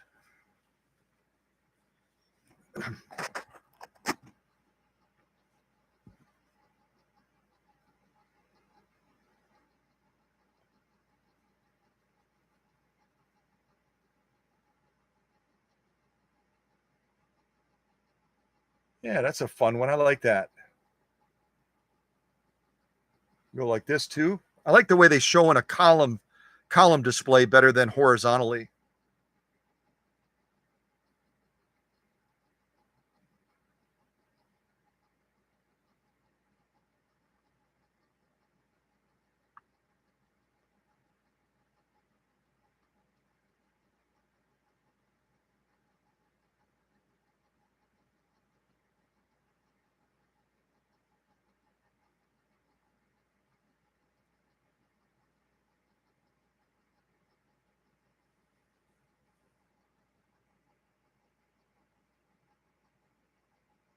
Yeah, that's a really cool pattern that the owner picked out.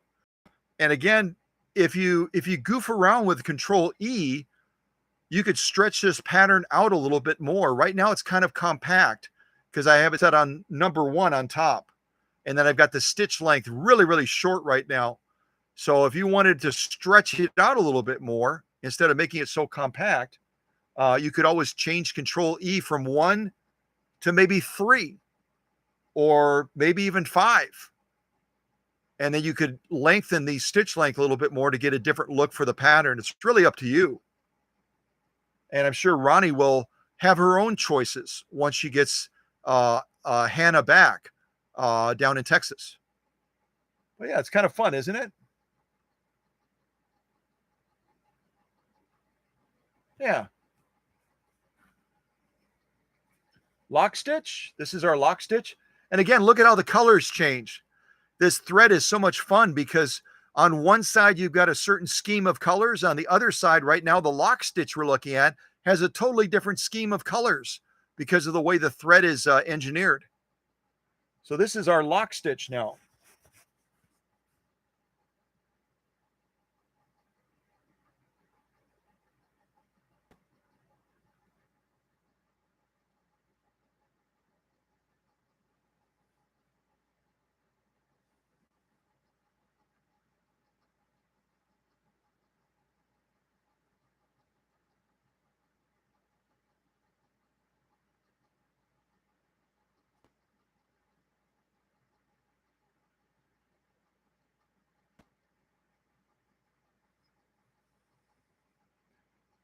So this again is our lock stitch. And our top stitch. Yeah, really a cool pattern. And look at, I started straight. It probably won't last, but at least I started straight, sort of, almost. Not really. All right, let's do one of Emma's stitches now. Let's do one of Emma's. So Emma picked A is on 1, B is on 1, C is on 2. So we know right now our C is in position 2, so we're not going to have to do anything with that. But let's go to Control A up here. And we're going to have to adjust this all the way to 1.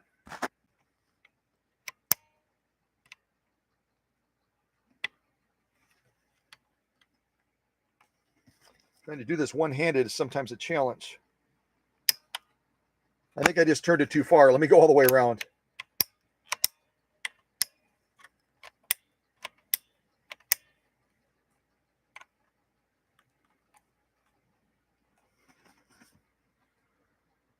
Emma always gives me the difficult ones. Okay. Finally got it on 1. Emma's originally from Brooklyn, so she's like, I'm not going to make it easy for you, Scott. I'm not going to make it easy for you. Okay, and we have to turn Control B to 1.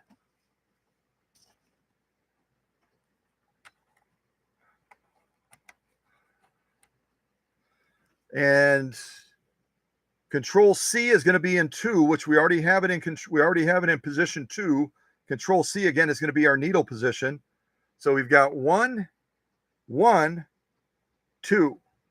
And we're not doing anything with D because D is going to be moving.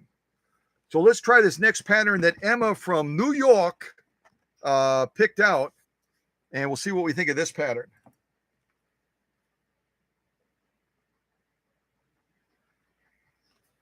Okay, take up arms all the way up.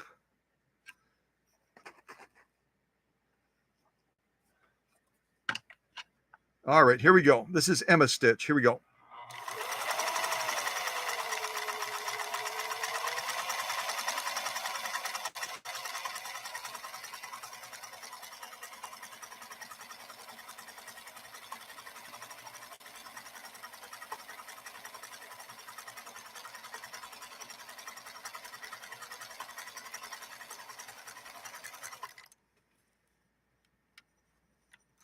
Well, that's interesting. I have no idea what it's supposed to look like, but that's what we just got. Very, very interesting with the settings that we have right now. And some of these stitches might require a different setting as far as Control E to get them to display like the stitch wheel shows. They might have to get a slightly different setting. We're just going to roll with what we have. Okay, then we're going to do Emma's second stitch, which is A1, B4, C2. So we're not going to change C again. We're going to leave Control C right where it's at. Just going to double check again that we are on 2.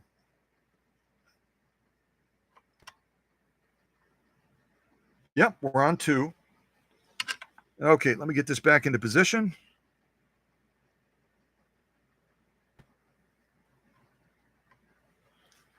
Okay, so A is not going to change. B is going to change. A is going to stay at 1.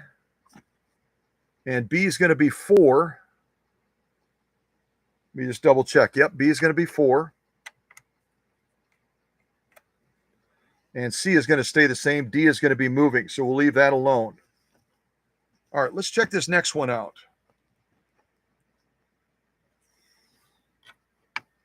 And again, I have no idea what these stitches are supposed to look like because I'm not looking at the stitch. I'm just setting the machine up to do the stitch that all of you are providing. All right, let me do this next one. Here we go.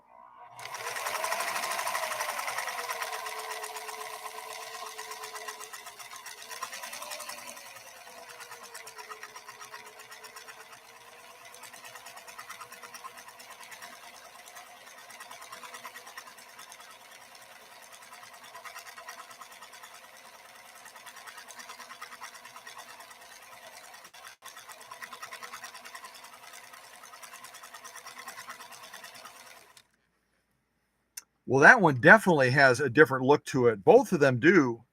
The first one that Emma gave us, I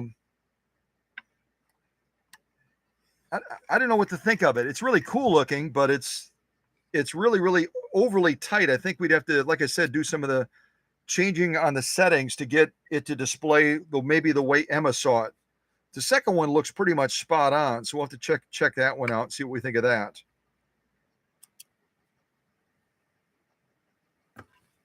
All right, let's look at these 3 stitch lines that we've done so far. The one that Ronnie picked, and then the 2 that Emma just picked.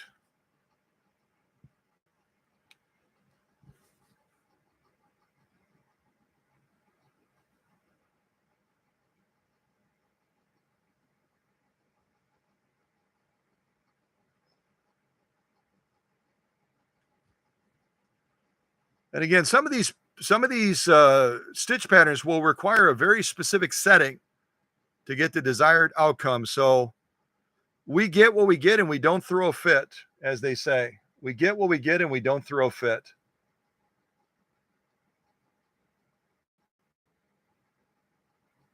The one in the middle there almost looks like a military ribbon to me.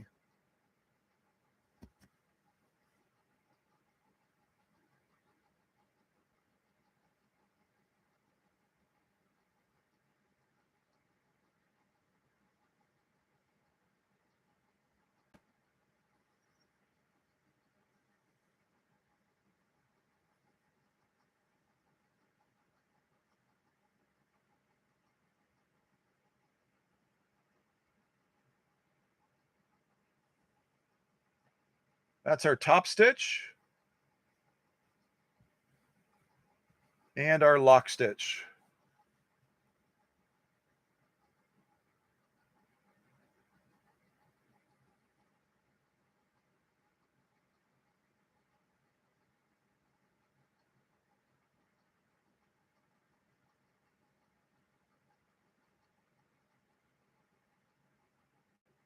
I think my favorite is Ronnie's stitch out of these 3 so far. Everyone will look at it might see something a little.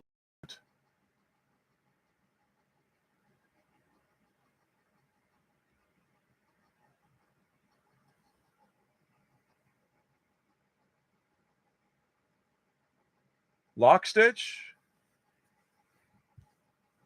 and top stitch. Yeah. So I don't know if there's any other, I haven't gotten any other text messages as far as other stitches that folks want to see.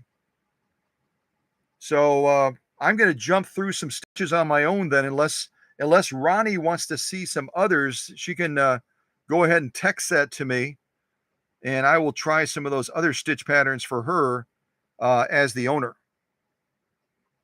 Get that back into position.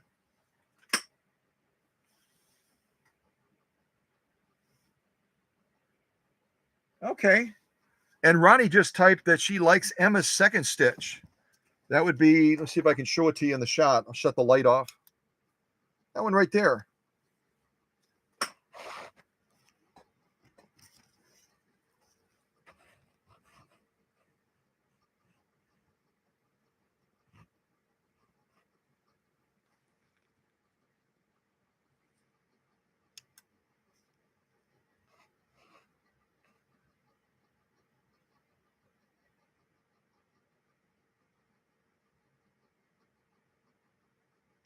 Yeah. I like them all. I like them all. I don't want to I don't want to kiss up to the owner and say I like the owners better. But I really did initially when I looked at it. I liked the way that Ronnie's stitch presented. But now that I look at the 3 of them together, they're all spectacular, aren't they? They're all spectacular stitches. And they all have a slightly different look to them. And imagine how you could make them look. Imagine how you could make them look by modifying just 2 things. Modifying Control E on top and choosing a different stitch length than I have. Something longer, something even shorter. It's totally up to you because that's going to be your creation when you create it, right? That's going to be yours. Let me see if I can pick one out now. And if others want to If others want to post other stitch patterns, please do that. Please do that. Would love to get your input. But I'm going to look at the stitch wheel right now and see what kind of jumps out at me. What do I like the look of? Let's see here. That's kind of an interesting one. This one right here, the black one, almost looks like a something you'd find in poker, like in a card game or something like that. Let's see what the settings are for that one. So that's going to be on this stitch wheel. It's going to be 242. 242. Let me give that one a try. 242. Let's see here. So I've got Control A set on 2.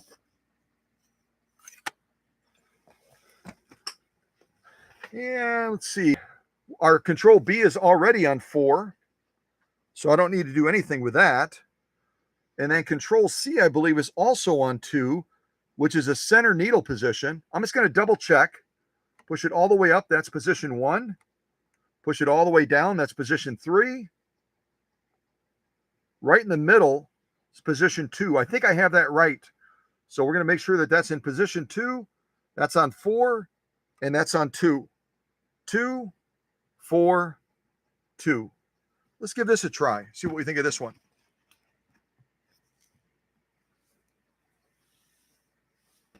Yeah, as you're looking at this beautiful thread, since it is Independence Day, just for fun, indulge me if you would. Indulge me, just humor me for a second.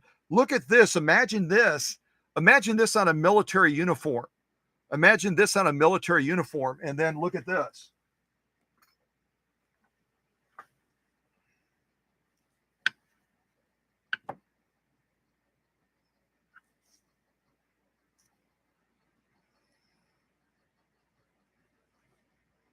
You see the similarities? So yeah, it's kind of weird. All of these things are coming together on Independence Day.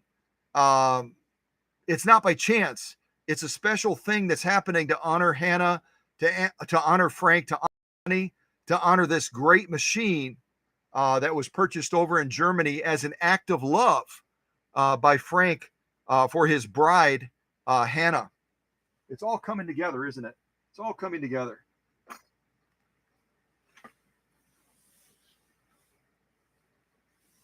Okay, let's do this next one that I picked out. And again, please, please, please, please, don't be shy. Don't be intimidated. Don't be anything. Just jump in if you've got a stitch pattern that you want to see. And if you've already picked one, that's okay. Pick another one. I've got a lot of room here. And I'm on a roll right now, and I'm sewing relatively straight, so this is kind of exciting. All right. Oh, I'm sorry. Yeah, you can do that. Hold on a second. Herr Obermeister says, since you always so crooked, Scott, he's going to try to put a little hand on here and help me sew straighter. So I am grateful for that. Definitely grateful. All right. Let's sew straighter. Why not? Okay, here we go.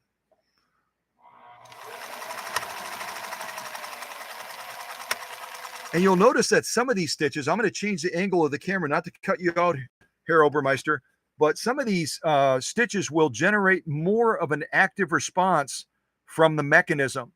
So in this particular stitch pattern, Control D right here is going to be doing a rapid clicking motion. You'll hear it if you listen closely, and you'll be able to tell right away that it's doing its duty. So I'm going to go like this. Let me see if I can do this a little bit higher. There's our Control D right there. Kind of watch what it's doing. Here we go.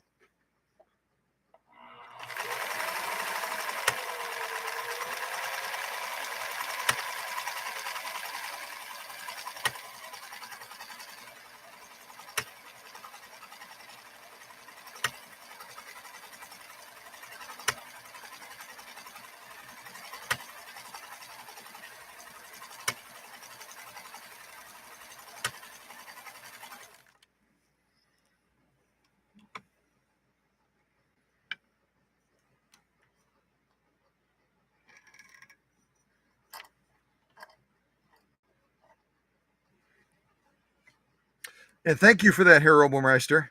I did sew a little bit straighter with your help, so I appreciate that. I sewed just a little bit straighter. Not much, just a little.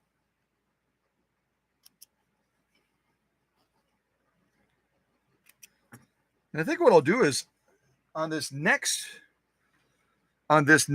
sew off that we do, whether I pick it or one of you pick it, I'm going to change our control A right now. Right now I've got it really tight and real compact. I'm going to move it over to 3 and just see what impact. Actually, I'll move it in the middle. I just moved it one click. I moved it from 1 to 2. So I'm not going to go all the way over to 3. I'm definitely not going to go to 5 or 7 unless I really want to stretch that pattern out dramatically. So we're on 2 now instead of 1. We'll see what we get as far as sew offs. Matter of fact, why don't we do it right now? We already did this one, and then we'll look at this one, and then we'll look at the next row next to it, the next column, with having just changed Control E from 1 to 2. See what impact it brings to the stitch look. See if it stretches it out a little bit more.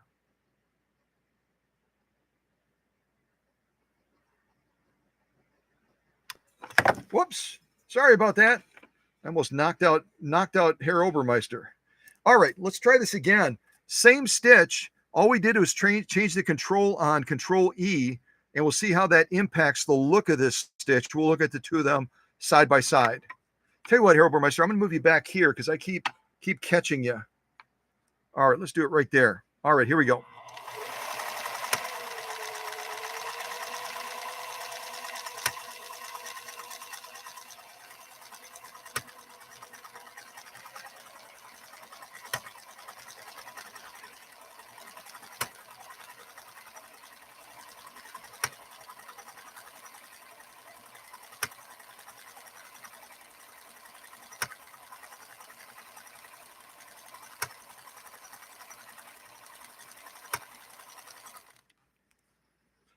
You know what? I like that. I think Control 1 on or setting number 1 on Control E on the top, I think that was pushing them a little bit too, almost like getting into a tank with a mushroom suit on or something like that. You just feel like you're getting crunched.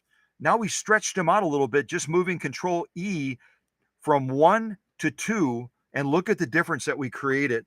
Look at the difference. Ooh, I like it. I like it. Let's see here. Definitely like it.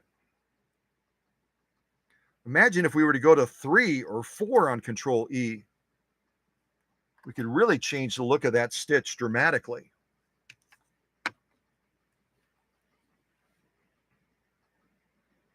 Yeah, I agree. It's different. It's different. It kind of changes that look just a little bit, gives it a little bit more room to stretch that pattern out. So 1 might be pushing it a little bit too far, but 2 might be just about right. Of course, we could go to 3 and maybe it's even better. Just going to look at it again. So this is our top stitch. This is what we just did. The bottom row was our second run with a Control E setting of 2. The one right above it is Control E setting 1. So you can look at the two comparatively and imagine how you would do it.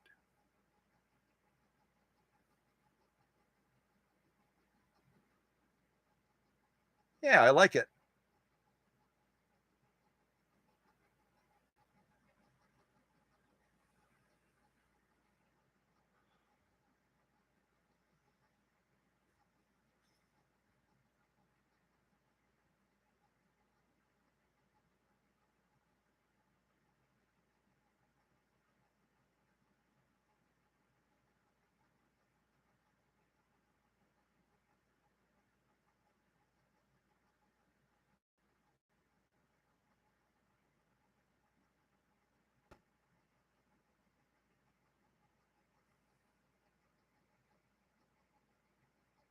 That's our top stitch. Let's flip it over and look at the lock stitch.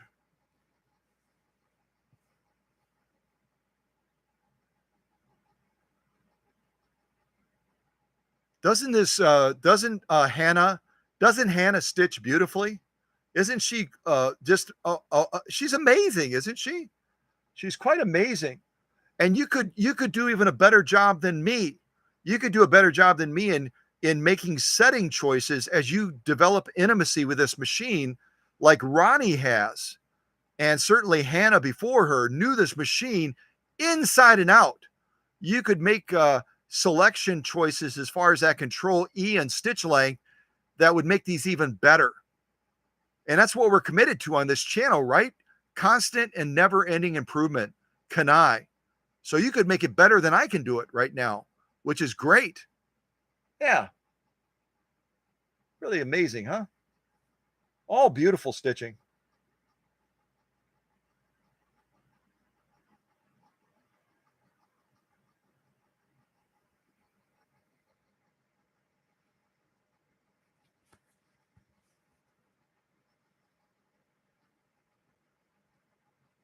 I'm really, really glad uh, that I was inspired to use this multicolored thread today. It makes such a difference in giving these stitches just a gorgeous, gorgeous look, doesn't it? It's really quite amazing.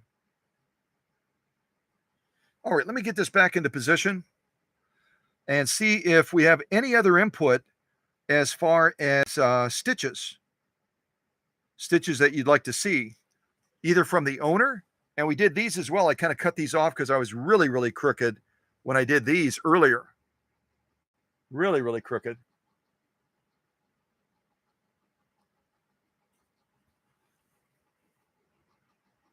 But these are beautiful stitches too,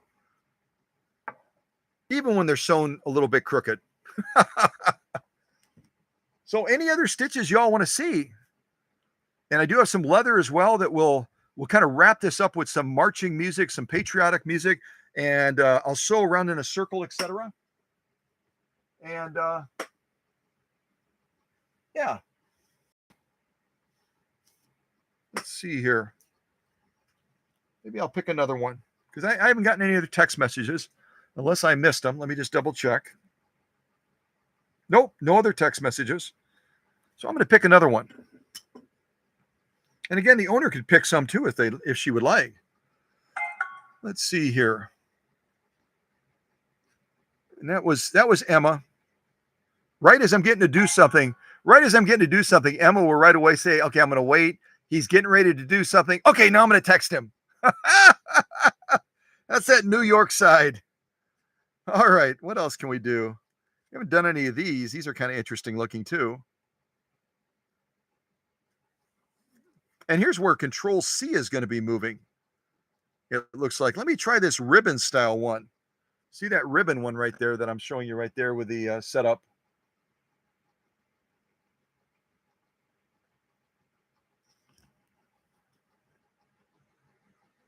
Yes. Try doing that ribbon style one. So that's going to require some different settings. It looks like we're going to be doing a setting 4, 3. C is going to be moving, which is needle position, and then we're going to be setting Control D on 2. So let's look at Control A first. Control A, which has to be on 4. So we got to click it twice. Control A is now on 4.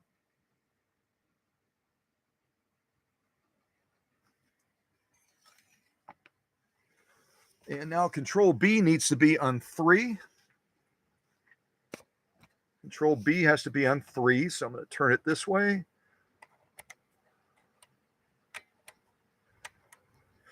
Control B is now on 3. Control C, according to the stitch card, is going to be moving, so we're not going to do anything to that. It's going to be moving on its own. But then Control D, we have to set on 2. So I'm going to move this over just slightly. Okay.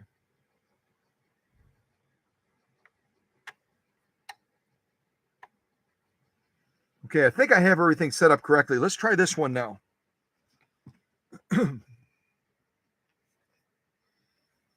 4, 3, C is moving, D2. All right, let me see if this one gives us an interesting stitch output.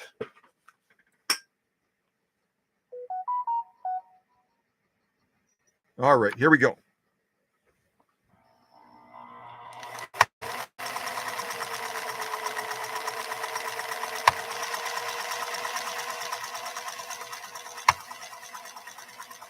I'm going to change the angle. You can see the stitching right now. I'm going to change the angle and let you watch this control do its dance real quick. I think it's kind of cool to see that. I'm going to angle the machine a little bit. And I'll bring the camera so you can watch that control do its thing. Let's see if I can give you both. Sort of. Anyway, watch this control right here. Actually, more appropriately, watch that control right there.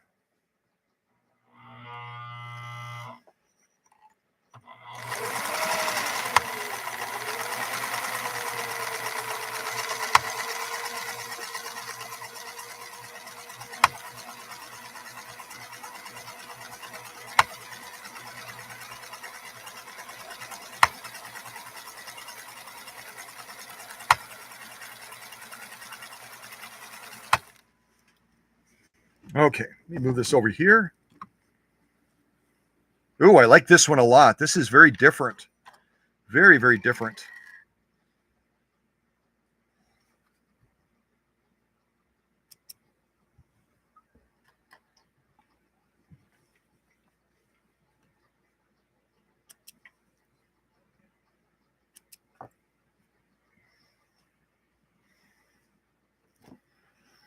All right, let's check this one out. See what we think of this. I'll show you the top stitch first, and then we'll move over to the lock stitch.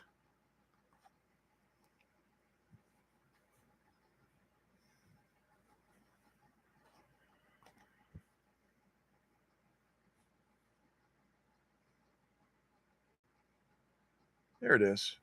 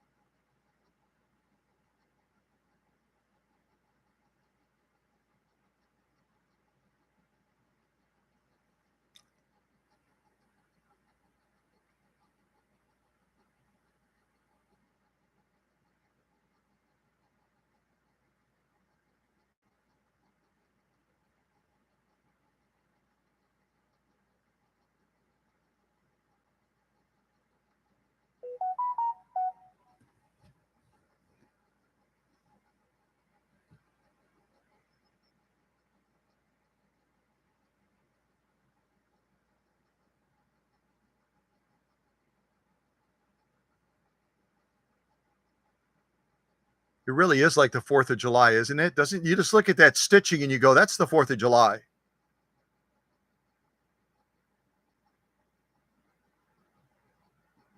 Beautiful. Absolutely gorgeous. Turn it over, look at the lock stitch. Equally gorgeous, but different colors. You never know what you're going to see on the other side. It's like a box of chocolates. It's like a box of chocolates, for goodness sakes.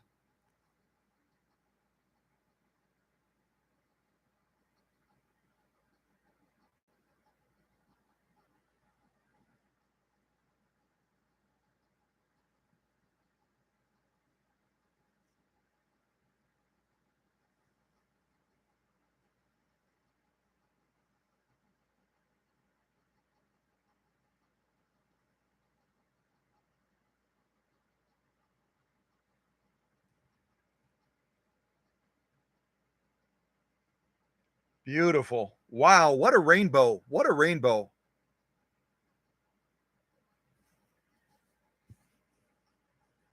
What a rainbow.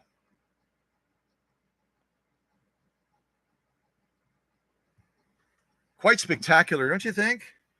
Quite spectacular. Hanna is a happy girl today, and she will be for generations to come after getting all of this workshop magic. Matter of fact, she said she's doing really well. She said she's doing really, really well, but she said, can you give me a little boost? Can you give me a little boost?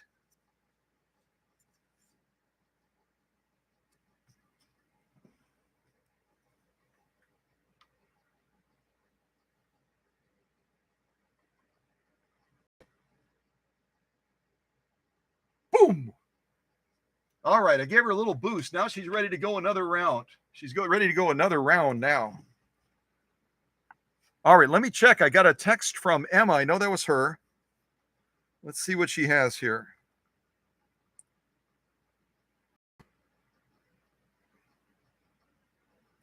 Okay, it looks like Emma chose another one. Let me write this down.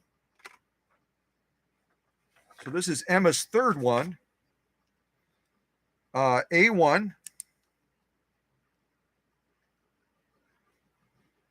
B3. Emma really likes Control A being on 1. That's her thing. That's Emma's thing. A1, B3, and I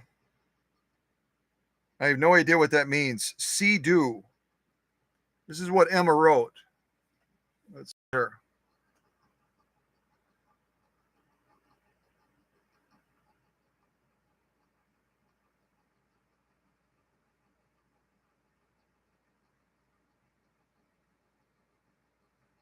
So, Emma, clarify for me, dear. Clarify. I'm not doing anything with C, but D is getting set to 0. Is that what you're saying? C just is not going to have any setting, but D is going to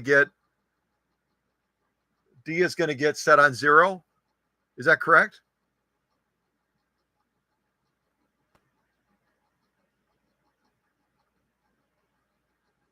Just send me another text, Emma. Just confirm that, would you?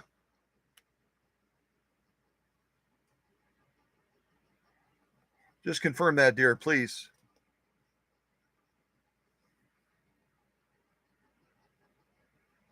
C is blank. D is 0. Got it. Okay. See, when you're looking at this stitch wheel, if one of the, like on this one, I have it set on right now. Let me set that phone down.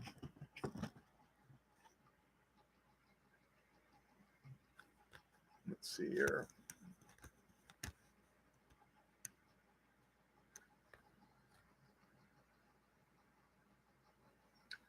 So you can see on this stitch pattern I have right now on the wheel that I'm just displaying for you. You can see that there's nothing in next to C. There's nothing next to D. So we're only making 2 settings unless you include Control E on top and stitch length. So with Emma's, the one that she just gave me, it looks like Control C is going to be blank and D is going to be set on 0. D again is going to be the stitch width is what Control D does. So let me see if we can set that up for her. See if we can set that up. C is going to be blank. So I'm not going to even put C on there. I'm going to put D as 0. So this is kind of what I did for Emma's right here. A1, B3. I'm not even going to, if there's no setting on the stitch card, on the stitch wheel, then I'm not even going to write it in here because the machine is going to control it. The cam function is going to override anything that I would do. So all I'm going to put is A1, B3, and D0. That's all we have to worry about. Okay, so let's go to Control A first. To set it on Emma's 1. Emma loves 1. All of Emma's stitch selections had 1 as a choice for Control A.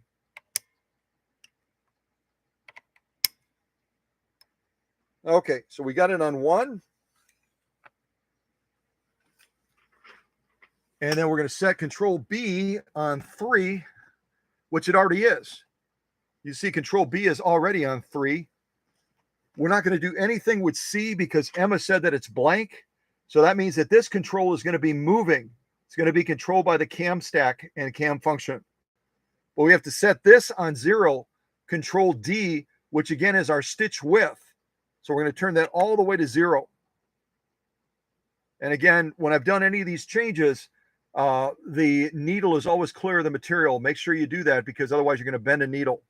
So that's on 0. This is on 3. This is on 1. That's it. Control C is going to be moving. So let's check this out.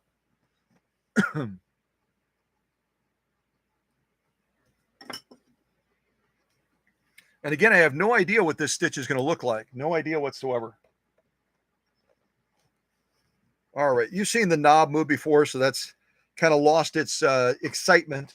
We'll focus just on the stitching now.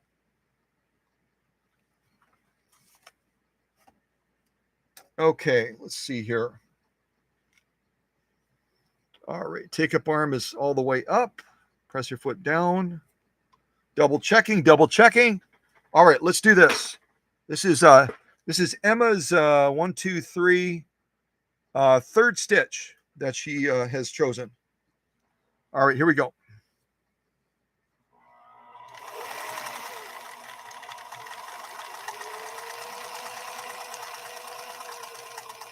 This is going to be really a tight pattern. The material is barely moving. I got concerned for a second that our stitch length setting was too short for this pattern. I'm still wondering if it might be too short. So real quick, the needle is out of the material. Real quick, off camera, I'm going to go over here and I'm going to adjust our stitch length up just slightly because I see that we're getting little or no material movement. And if you notice that, then go ahead and better midstream than not. So I just bumped up our stitch length just a little bit to give us better material feed.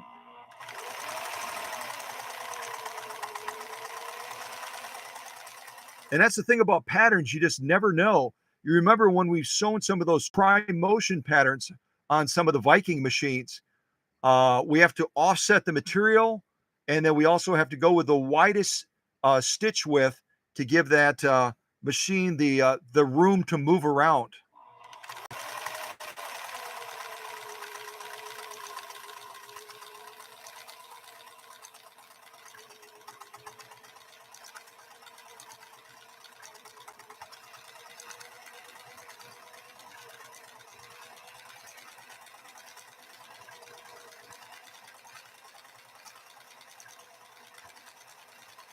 I'm going to stop there for a second. I'm going to back this up a little bit so you can watch. I thought the control would be doing some of the same fluid movement, but here it's doing almost a mechanized movement. It's kind of interesting to watch. At least it is to me. See if you can see it as well. Watch how this control right here is doing almost a mechanized movement. See right about there. That should be good.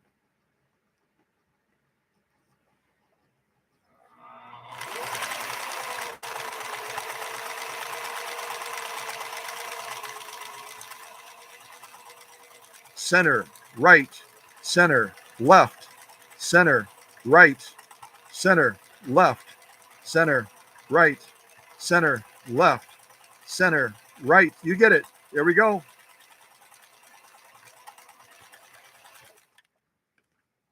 How interesting is that? How interesting is that? Oh, this is an interesting one. Very cool. Very cool. I can see on this particular pattern, we haven't made any tension adjustments whatsoever. We haven't made any tension changes, but on this particular one, on this particular pattern that Emma just picked, we would have to back off our upper tension just slightly, only slightly. We would have to back off our upper tension so that our top stitch would get a little bit more authority, a little bit more definition. You're going to see a little bit of a domination here with the lock stitch. They're still nicely balanced, but there's a little bit more of a domination on the bottom of the material than there is on the top with this particular pattern that Emma chose. And it's a product of the needle position being rapidly changed back and forth as I was kind of chanting it out, right, left, center, right, center, left, etc. That's going to affect the tensioning as that needle swings back and forth going through the material. It's going to change the appearance of that and the balance of that stitch. Okay, I think I got it. Let's check this one out that Emma picked. Let's check this one out. Going to double check. Yep, that's our top. That's our top stitch. This one's going to be a hard one to see because it's very, very pinpoint. Very, very pinpoint.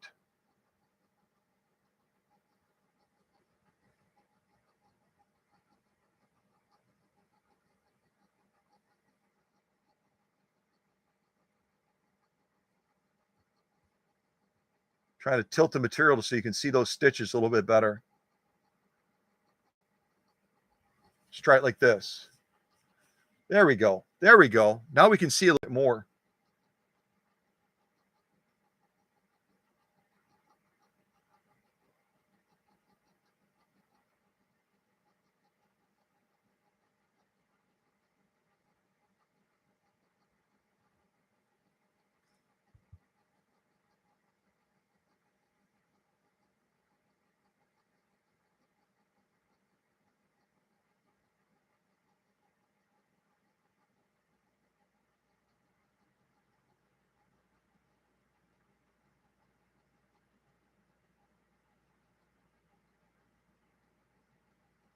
Beautiful stitching.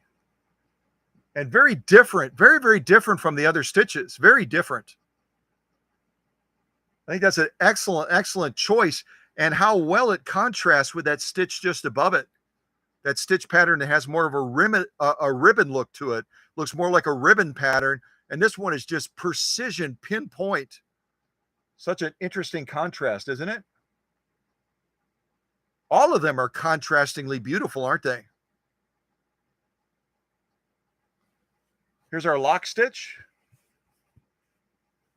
And when you look at this lock stitch, you're going to see what I think I want you to see, and that is they're both balanced very well. They're both page 34, but this one is going to have a little bit more dominance than the top stitch, and we would want to offset that by backing off that upper tension so that that top stitch can come to life a little bit better. It can have a little bit more shared dominance with the lock stitch, if that makes sense.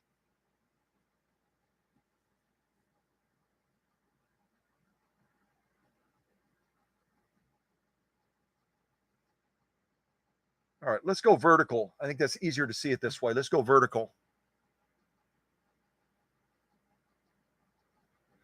And look at this closely. You'll see what I mean. You can see that stitch presentation with greater clarity on the bottom. That's an evidence. That's an evidence that that upper tension was domineering. It was dominating the process, and we would have to back it off a little bit.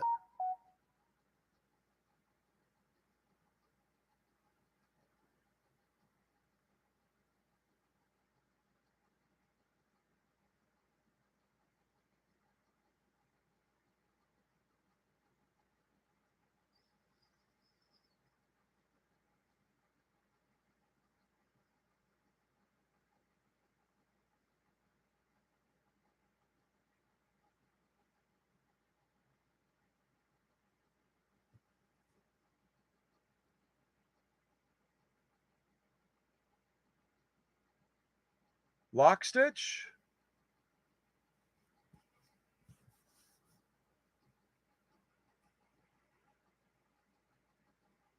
And top stitch. Yeah. So some really good choices here. I'm going to look at the, I might have gotten another text. I'm going to go ahead and look at that and see if we have any other stitch selections. Otherwise, I'm going to choose a couple more just randomly. And I'm also going to shift over to leather. I love making Schmetz. I like making Schmetz a little bit nervous. I like making Schmetz just a little bit nervous by using needles of theirs for applications that they traditionally would discourage. I don't think that they would be the first in the line to say, yeah, why don't we sew saddle grade or protected full grain leather with a 7511 embroidery needle? I think that's a great idea. They wouldn't say that. They would say, we don't recommend that you do that. But we do it anyway, don't we? Because we want to show them your needles are so doggone good. we can use your needles for applications they typically would not be used for and still get a great outcome. So we're going to do that on this live stream like we always do, kind of push the boundaries and open up people's eyes to new possibilities. Look what we did on the last live stream using a denim needle. We were sewing leather left and right with a denim needle, which typically people wouldn't think to do. So between Jenny's assistance as our needle ambassador, and with Schmetz producing a world-class needle and me pushing the boundaries, the three of us, Jenny, myself, and Schmetz, are going to open people's eyes up to new possibilities with their needles, especially on Independence Day. Let's not be hampered. Let's not be held back. Let's push back a little bit and have a sense of freedom, a sense of liberty in how we handle our needles and how we push them to do new things. Do you agree? I hope you agree, because it's more fun that way. It's more fun. So this is what we've done so far. I'm going to shut the light off. Maybe you can see it a little bit better. This is what we've done so far in this live stream.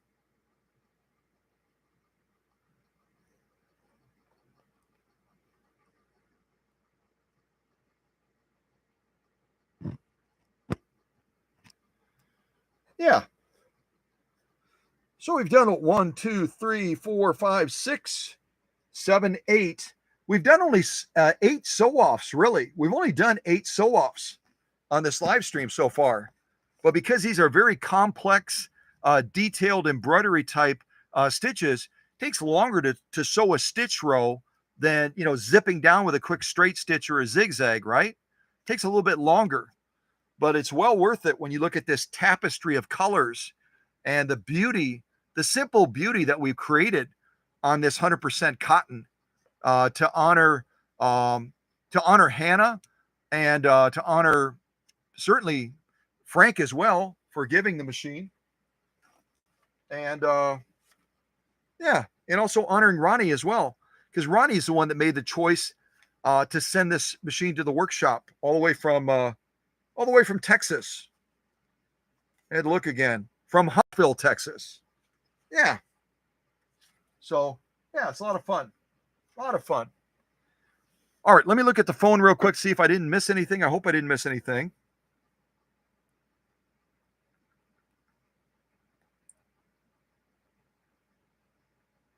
I don't see any other stitches that people have chosen. So you folks are probably getting a little tired, maybe nodding off, maybe not.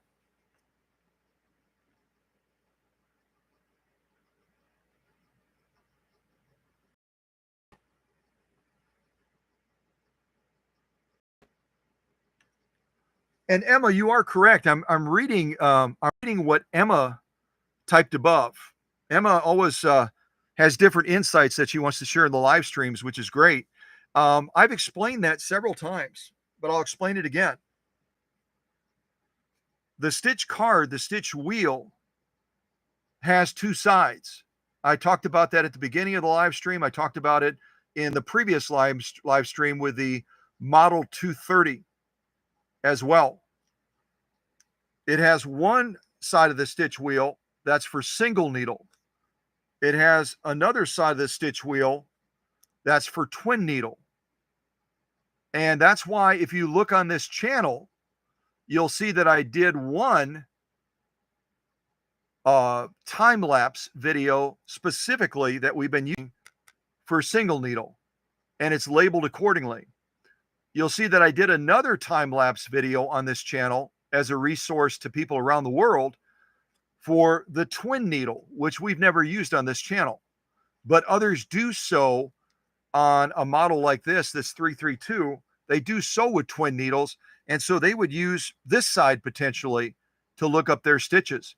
You can set the machine to stitches on either side, even if you're sewing with a single needle, but the product you get, the presentation of that pattern is going to be almost microscopic, because it's counting on that second needle with that second thread to bulk out that pattern when it's sewing it. It's going to bulk that pattern out with those 2 threads creating that stitch pattern.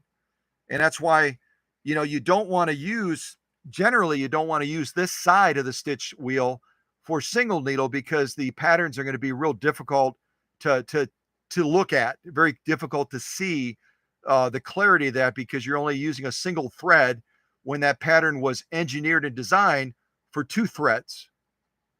So double needle on this side, twin needle, single needle. And there's 2 different videos on this channel, one for this, one for this. So if you look one up and you're using those settings, make sure you have the correct video opened so you can check those settings and make sure you've got the right pattern.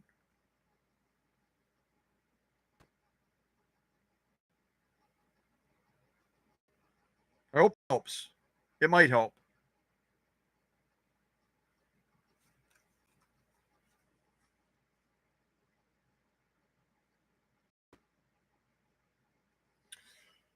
Okay, what else should we try? What else should we try?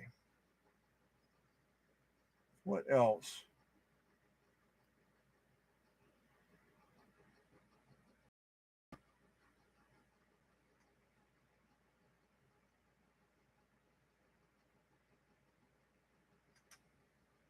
Okay. Look at our stitch wheel again.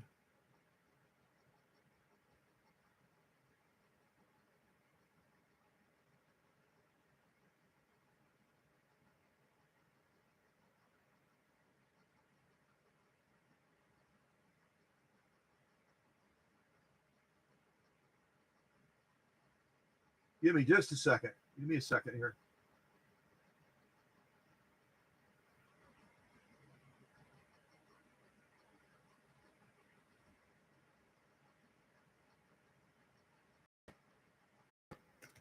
I think I'll switch from cotton now. We've been sewing on cotton continuously. Let's move over to some leather. Set this over here.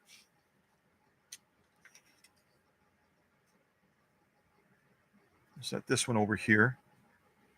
Yeah, it's really quite beautiful. You look at all of these together.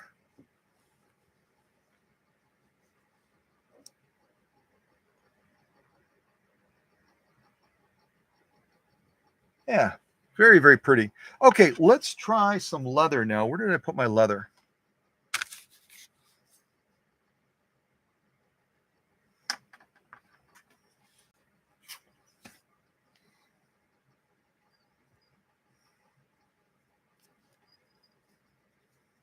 How long have we been running?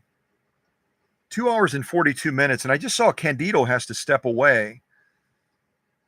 So let's see here. We'll do, well, no, I'm not inclined to do that. We're working with an embroiderer 7511. I was going to do 2 layers of protected full grain leather, but that's kind of pushing it with an embroidery needle. Let me do this. Let me potentially do this last if we're going to do it. I'll potentially do this last. And then if we break a needle, what's done is done. But I think for right now, I'm going to put on some patriotic music. If Ronnie is still in the live stream, Ronnie, why don't you pick out a decorative type stitch from the stitch wheel? You can pick out a decorative stitch from the stitch wheel, and we will sew that around and around and around on this saddle grade leather. And I'll do it to some patriotic music since it's the 4th of July. I'm just going to round these edges off a little bit.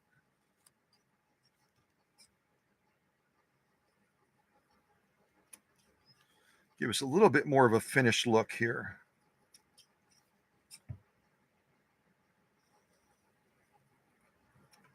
There we go. Not completely even, but it's pretty close.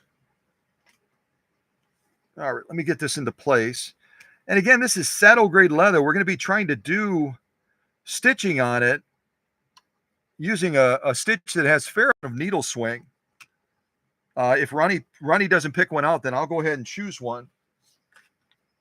And we're going to be doing it in a circle using an embroidery needle, going through about, probably about 4 ounces of leather, just about 4 ounces of leather.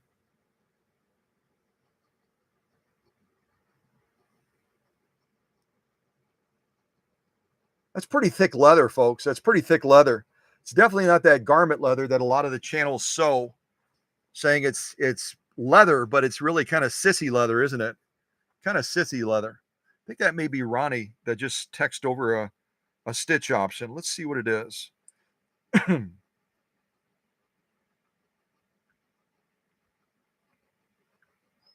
Yep, that was Ronnie. So A3B4C2. Let's see here.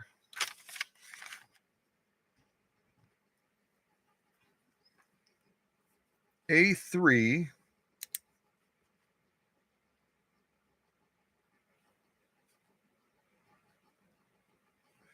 B4 C2. So that tells us right away that control D, that control stitch width, is going to be the control that's in motion. That control D. So we'll kind of watch for that. So A3 B4 C2. Let's give this one a go.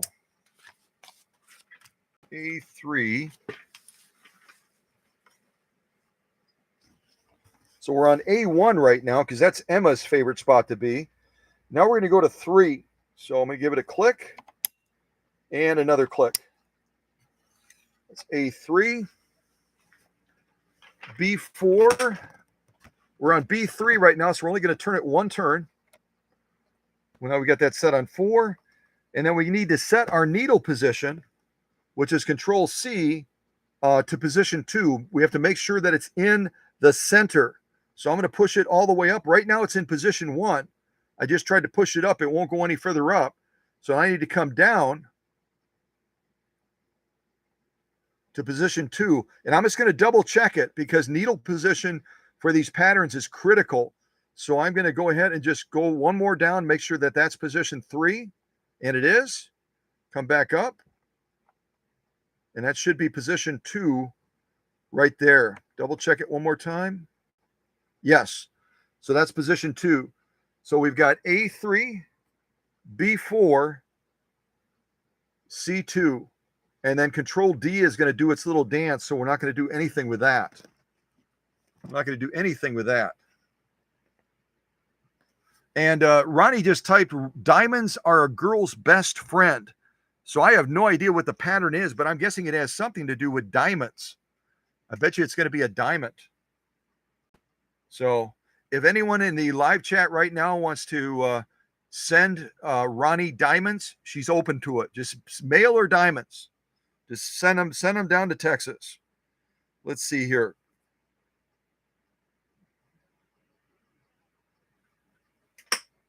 Get a quick drink of soda.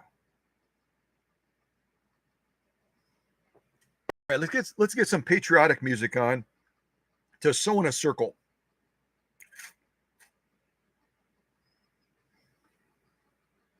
And we've had a crazy audience today, haven't we? Not crazy like you're crazy, but we spiked up, I think, over 400 people earlier in the live chat.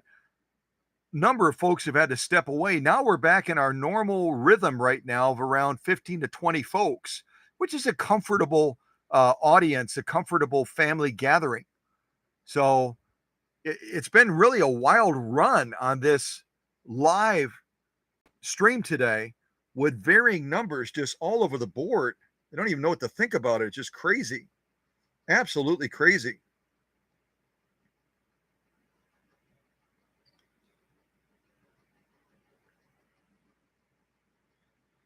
Trying to get my audio app open so I can play some more patriotic music for us. Way too many screens to go through. Just hang in there for a little bit. Hang in there.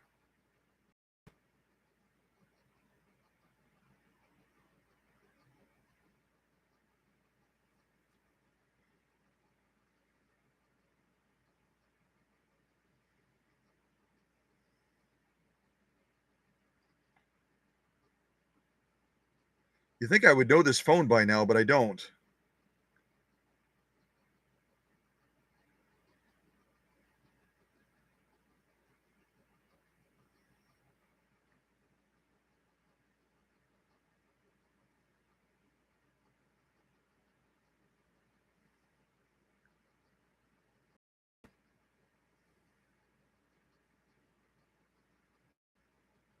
Just about there.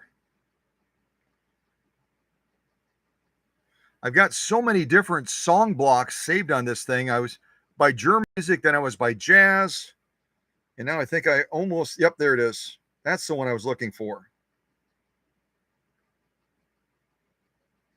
And I just clicked the wrong one again. Anyone else struggle with their phones a little bit? Just a little? Hope I'm not alone.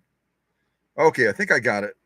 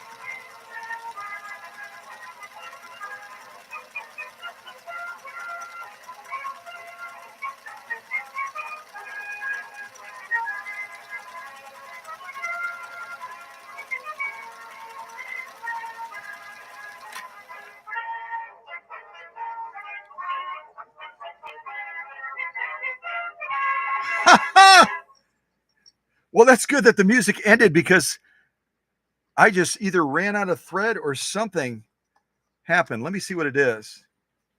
Yep, it looks like my bobbin thread ran out.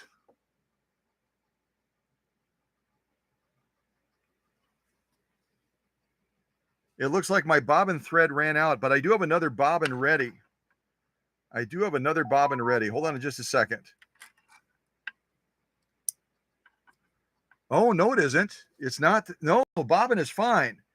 The bobbin is fine. It is, in fact, hold on a second. We're going to finish this off. And I'm not sure who that was texting there, but you'll have to wait just a second. It actually is our thread from up top. All right, hang on. We're not going to give up. And whoever's texting me in the middle of sewing, hang on just a second.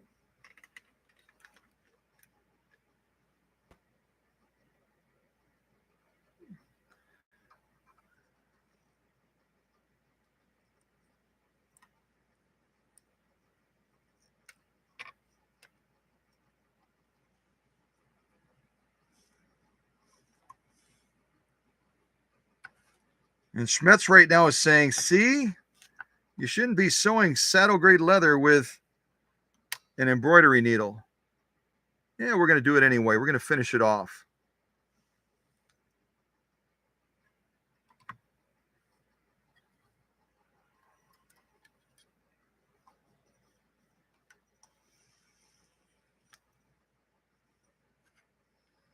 Hang on just a second.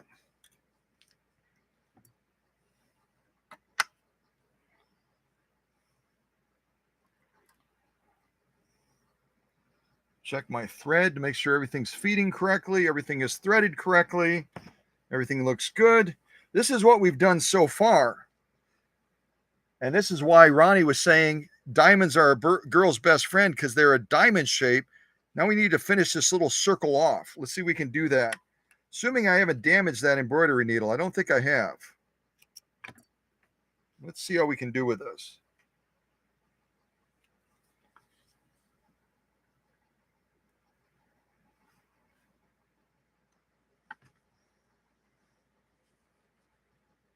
Get that lined up relatively straight.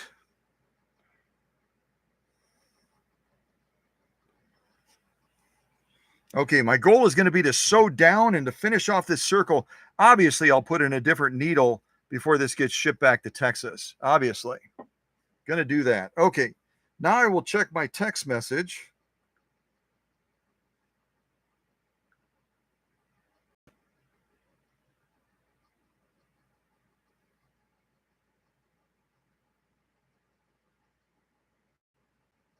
Oh, wow.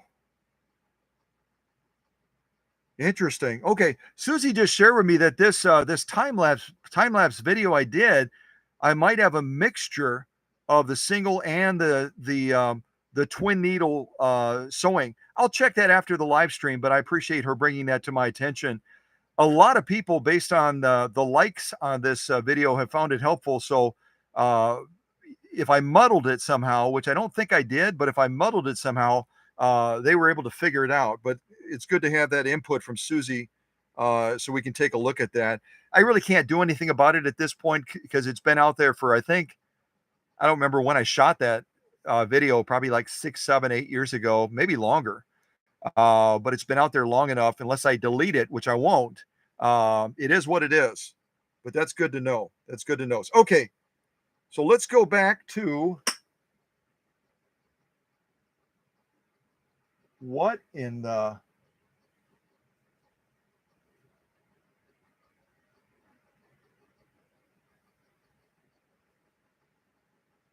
Am I seeing those numbers right again? Did those people come back to join us again towards the end of the live stream? What the... Is that only on my side, or can you see those numbers as far as the number of people in the audience right now?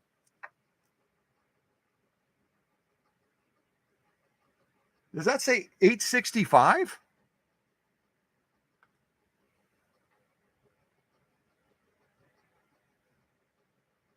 This is weird. I'm going to have to contact YouTube.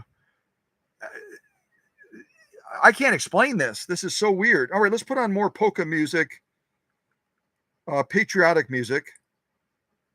Wow. Okay, let me see here. Voice.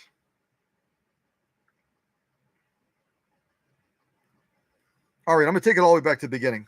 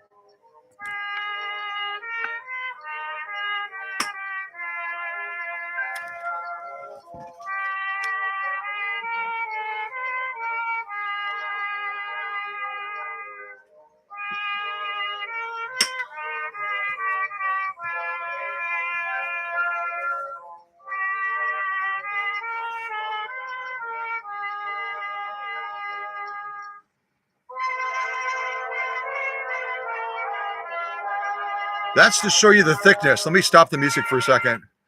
That's to show you the thickness of what we just sewed through using a 7511 embroidery needle. 7511 embroidery needle.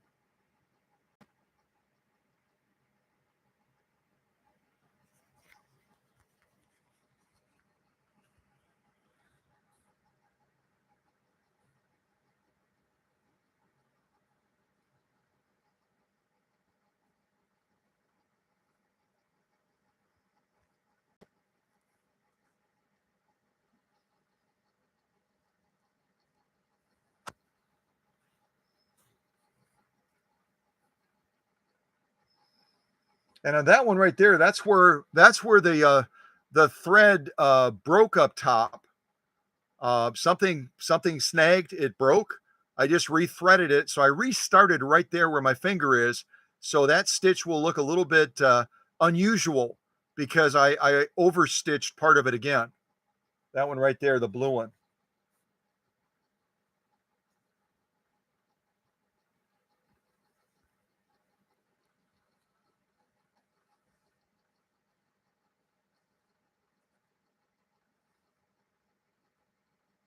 And again, we could mess around with this stitch a little bit by changing stitch length.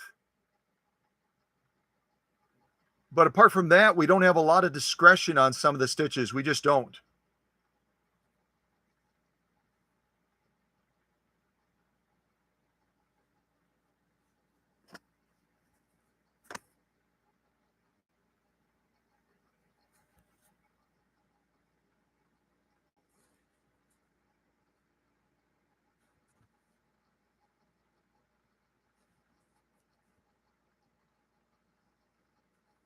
I love the colors on this thread. Boy, I love the colors on this thread.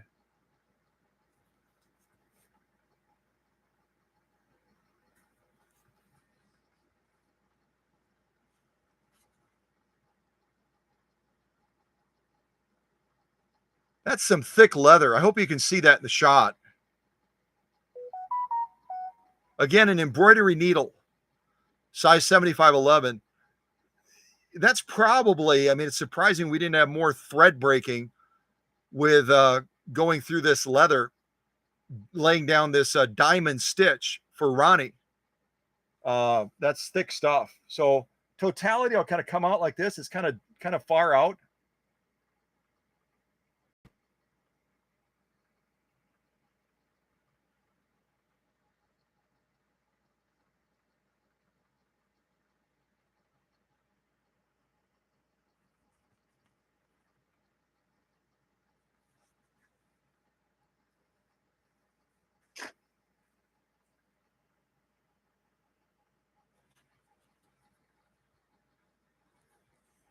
Yeah, beautiful. Lock stitching on the back. Lock stitching on the back. And look at that nap. You can just tell that that's a gritty, nasty nap that's designed to really stand up against needle punctures, against anything trying to puncture it.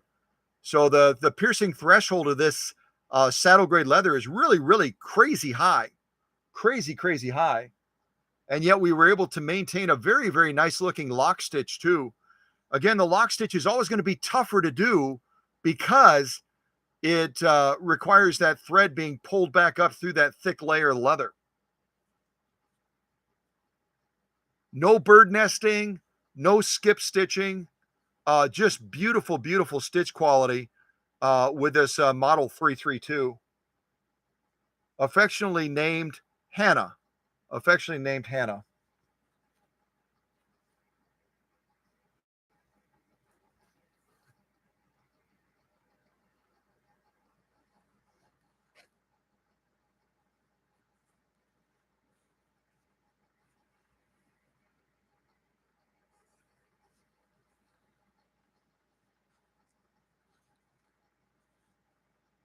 I don't know how I can top something like this, to be honest with you.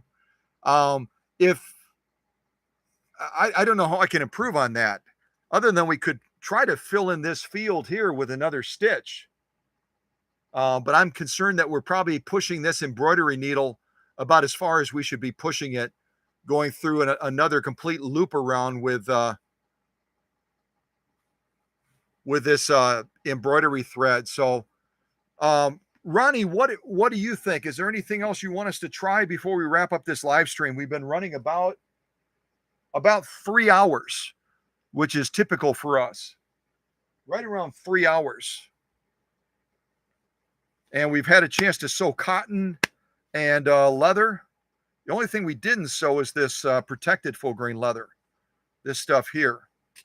But I'm not inclined to do 2 layers of that. I might do 1. We could try laying down some stitching on this as well and see what we think. But with a blue, it's probably not going to show up that really well with the blue stitching that's on there. But I'll give it a go. I'm just going to lay down a different stitch pattern, I think, down the middle of it. But yeah, the owner's input is very valuable. So I would just say if there's anything Ronnie wants to see, but I think we've put this machine through a nice wide range of testing, testing. Oh, that's true. I could do that. Something to think about. I might do that. Let's see. What am I going to do on the protected full grain?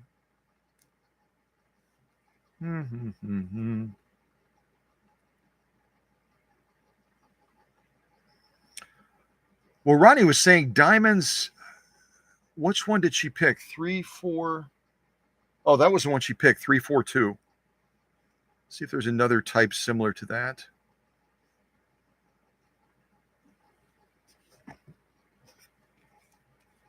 Or maybe one of these. One of these would be fun to lay down this. Yeah, I'm going to do this one, I think. I'm going to try this on this. I'm going to try this on this protected full grain leather. This is a stitch I'm going to try. I'm going to try. That one right there. That's the one I'm going to try right there. Kind of a block style right there. See it? We'll try laying this down, the protected full grain leather. I'm just really determined I want to sew 2 types of leather with this embroidery needle just to show people that it's possible. And we might have another thread break because we're really pushing this needle to do things that it shouldn't be doing on leather, but it's fine for the machine. It's just stressing the needle a little bit. So that's fine. Let's give this a go. 1, 3, and then we're going to be setting 2 on D on 2. Let's see. So this is going to be like an Emma stitch. This is going to be like an Emma stitch because we're going back to 1 again.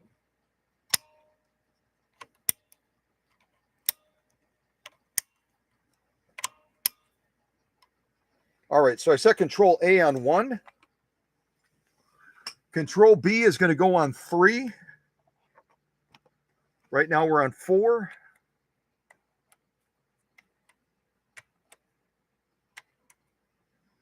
And then C is going to float. So we're not going to change anything on C. It's going to be moving.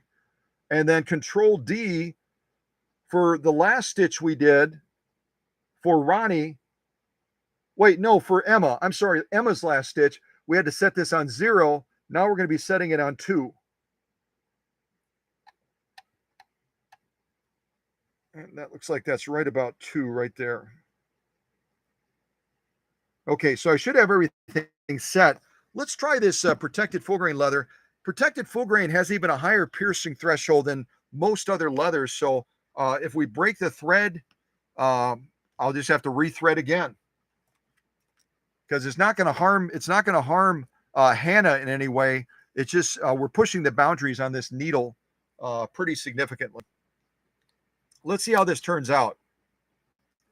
There's words of encouragement right there. Let's see how it turns out.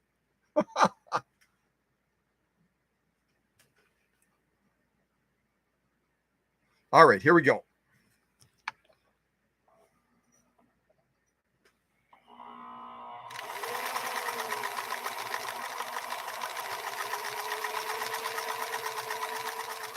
I'm going to take it nice and slow because we're really pushing this needle. We've already done a lot with this needle, and we're going to try to get through this stitch line without breaking the thread.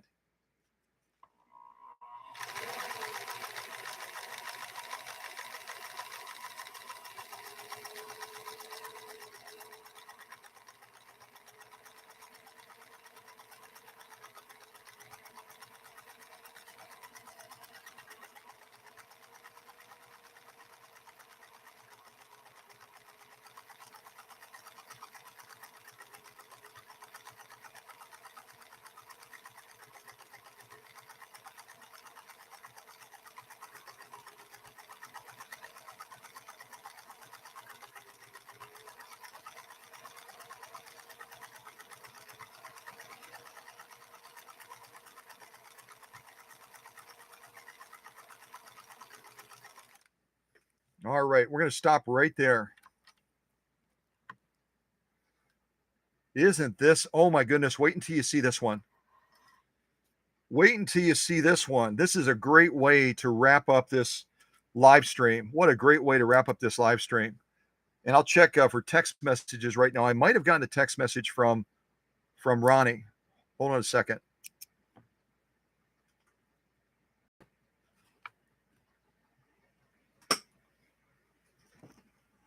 Okay, so again, we're looking at protected full grain leather. The piercing threshold on protected full grain is going to be a little bit higher than most of the other leathers because it's got a chemical coating on it to protect it from staining and also to give it more durability. So it raises that piercing threshold. Probably looking from the side, close to 3 to 4 ounces of leather. You see that from the side right there.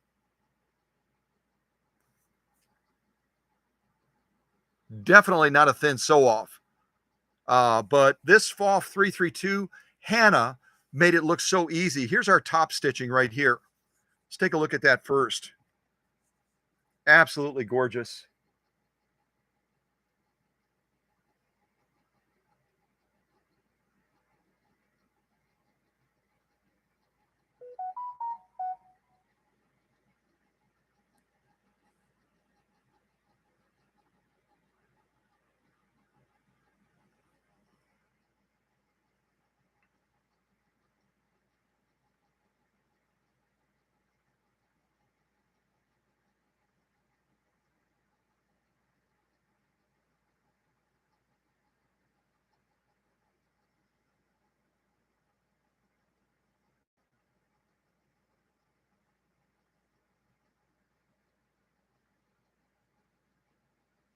Folks, that is a page 34 plus stitch.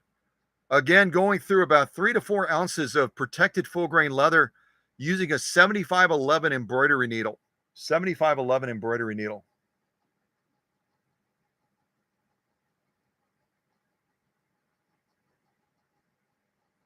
Lock stitching, we'll try and turn that over like this.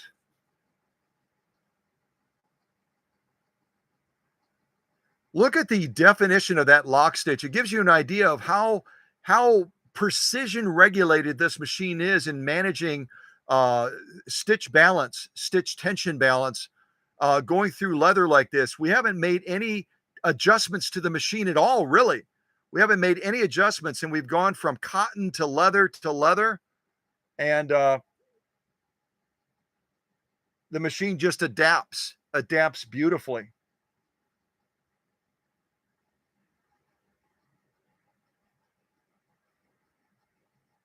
Absolutely spectacular.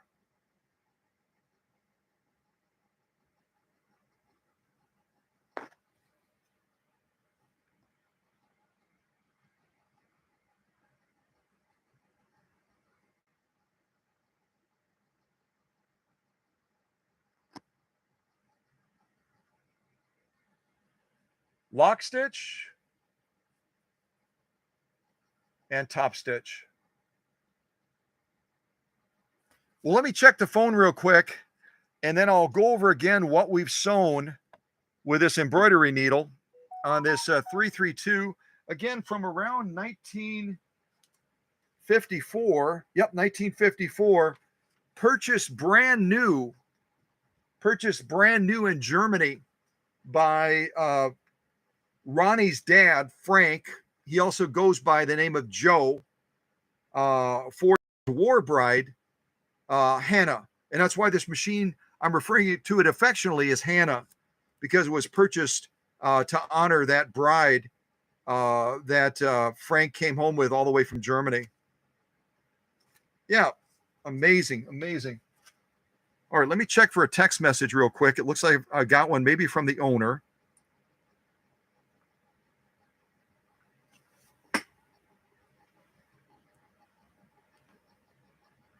$800. What? I was open up to Susie's text.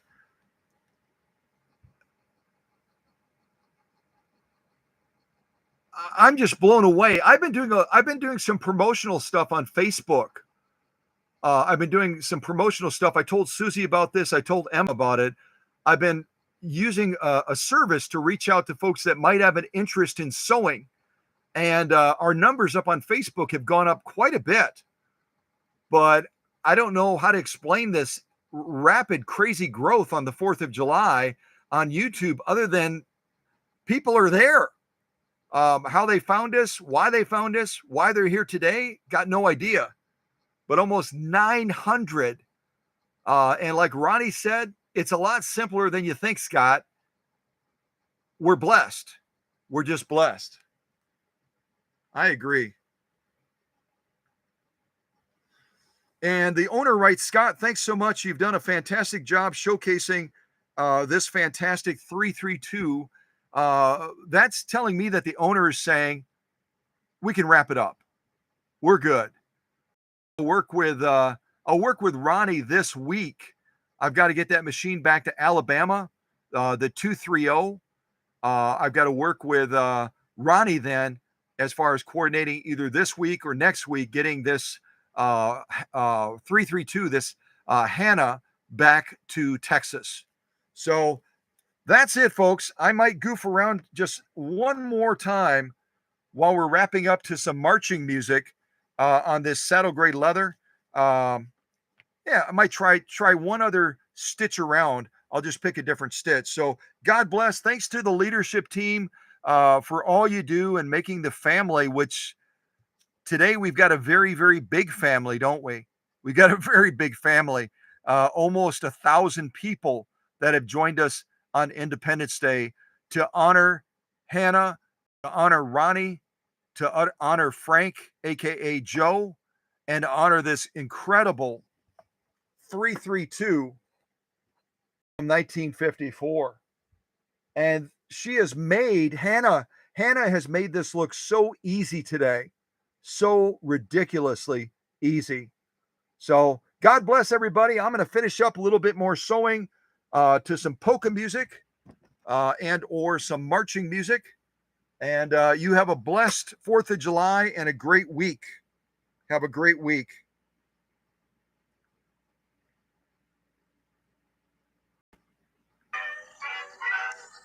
Let's skip to the next song here. Hold on.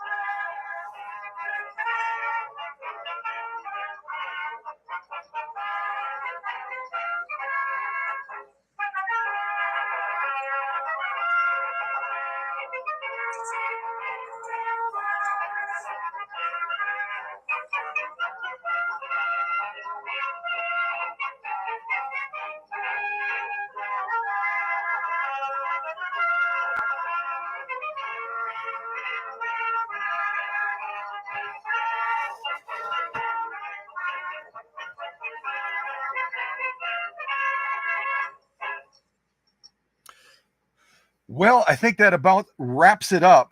I'm so pleased with the opportunity of presenting Hanna and telling you a little bit about the story. And then Ronnie shared more of the story with us. And that is that World War II, Frank was actually involved with battle with a unit that would have been probably commanded by Blood and Guts Patton. And can only imagine what other stories he might have had about having contact with a guy like that was relentless. So between honoring Ronnie for sending the machine, honoring Hanna, obviously, with this being her machine originally as a gift from and just all the other stuff behind that incredible family legacy that tells the tale of this machine and the path and the story that it's had. And now you've had a chance to see it on Independence Day, just show greatness after greatness after greatness. And what a privilege and honor it is to have all of you present today. Numbers that blow our mind with the people that are interested in what we're doing here on the Cow Country channel. So God bless. Stay tuned for the next live stream, which, depending on how the week goes, I've got some other stuff going on with some renovations here as well. So I'll be tied up in some of that, hoping to show something again at the next regular.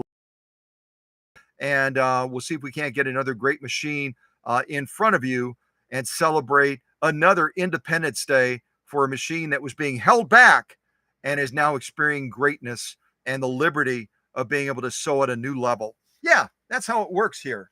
All right, take care, everybody. See ya.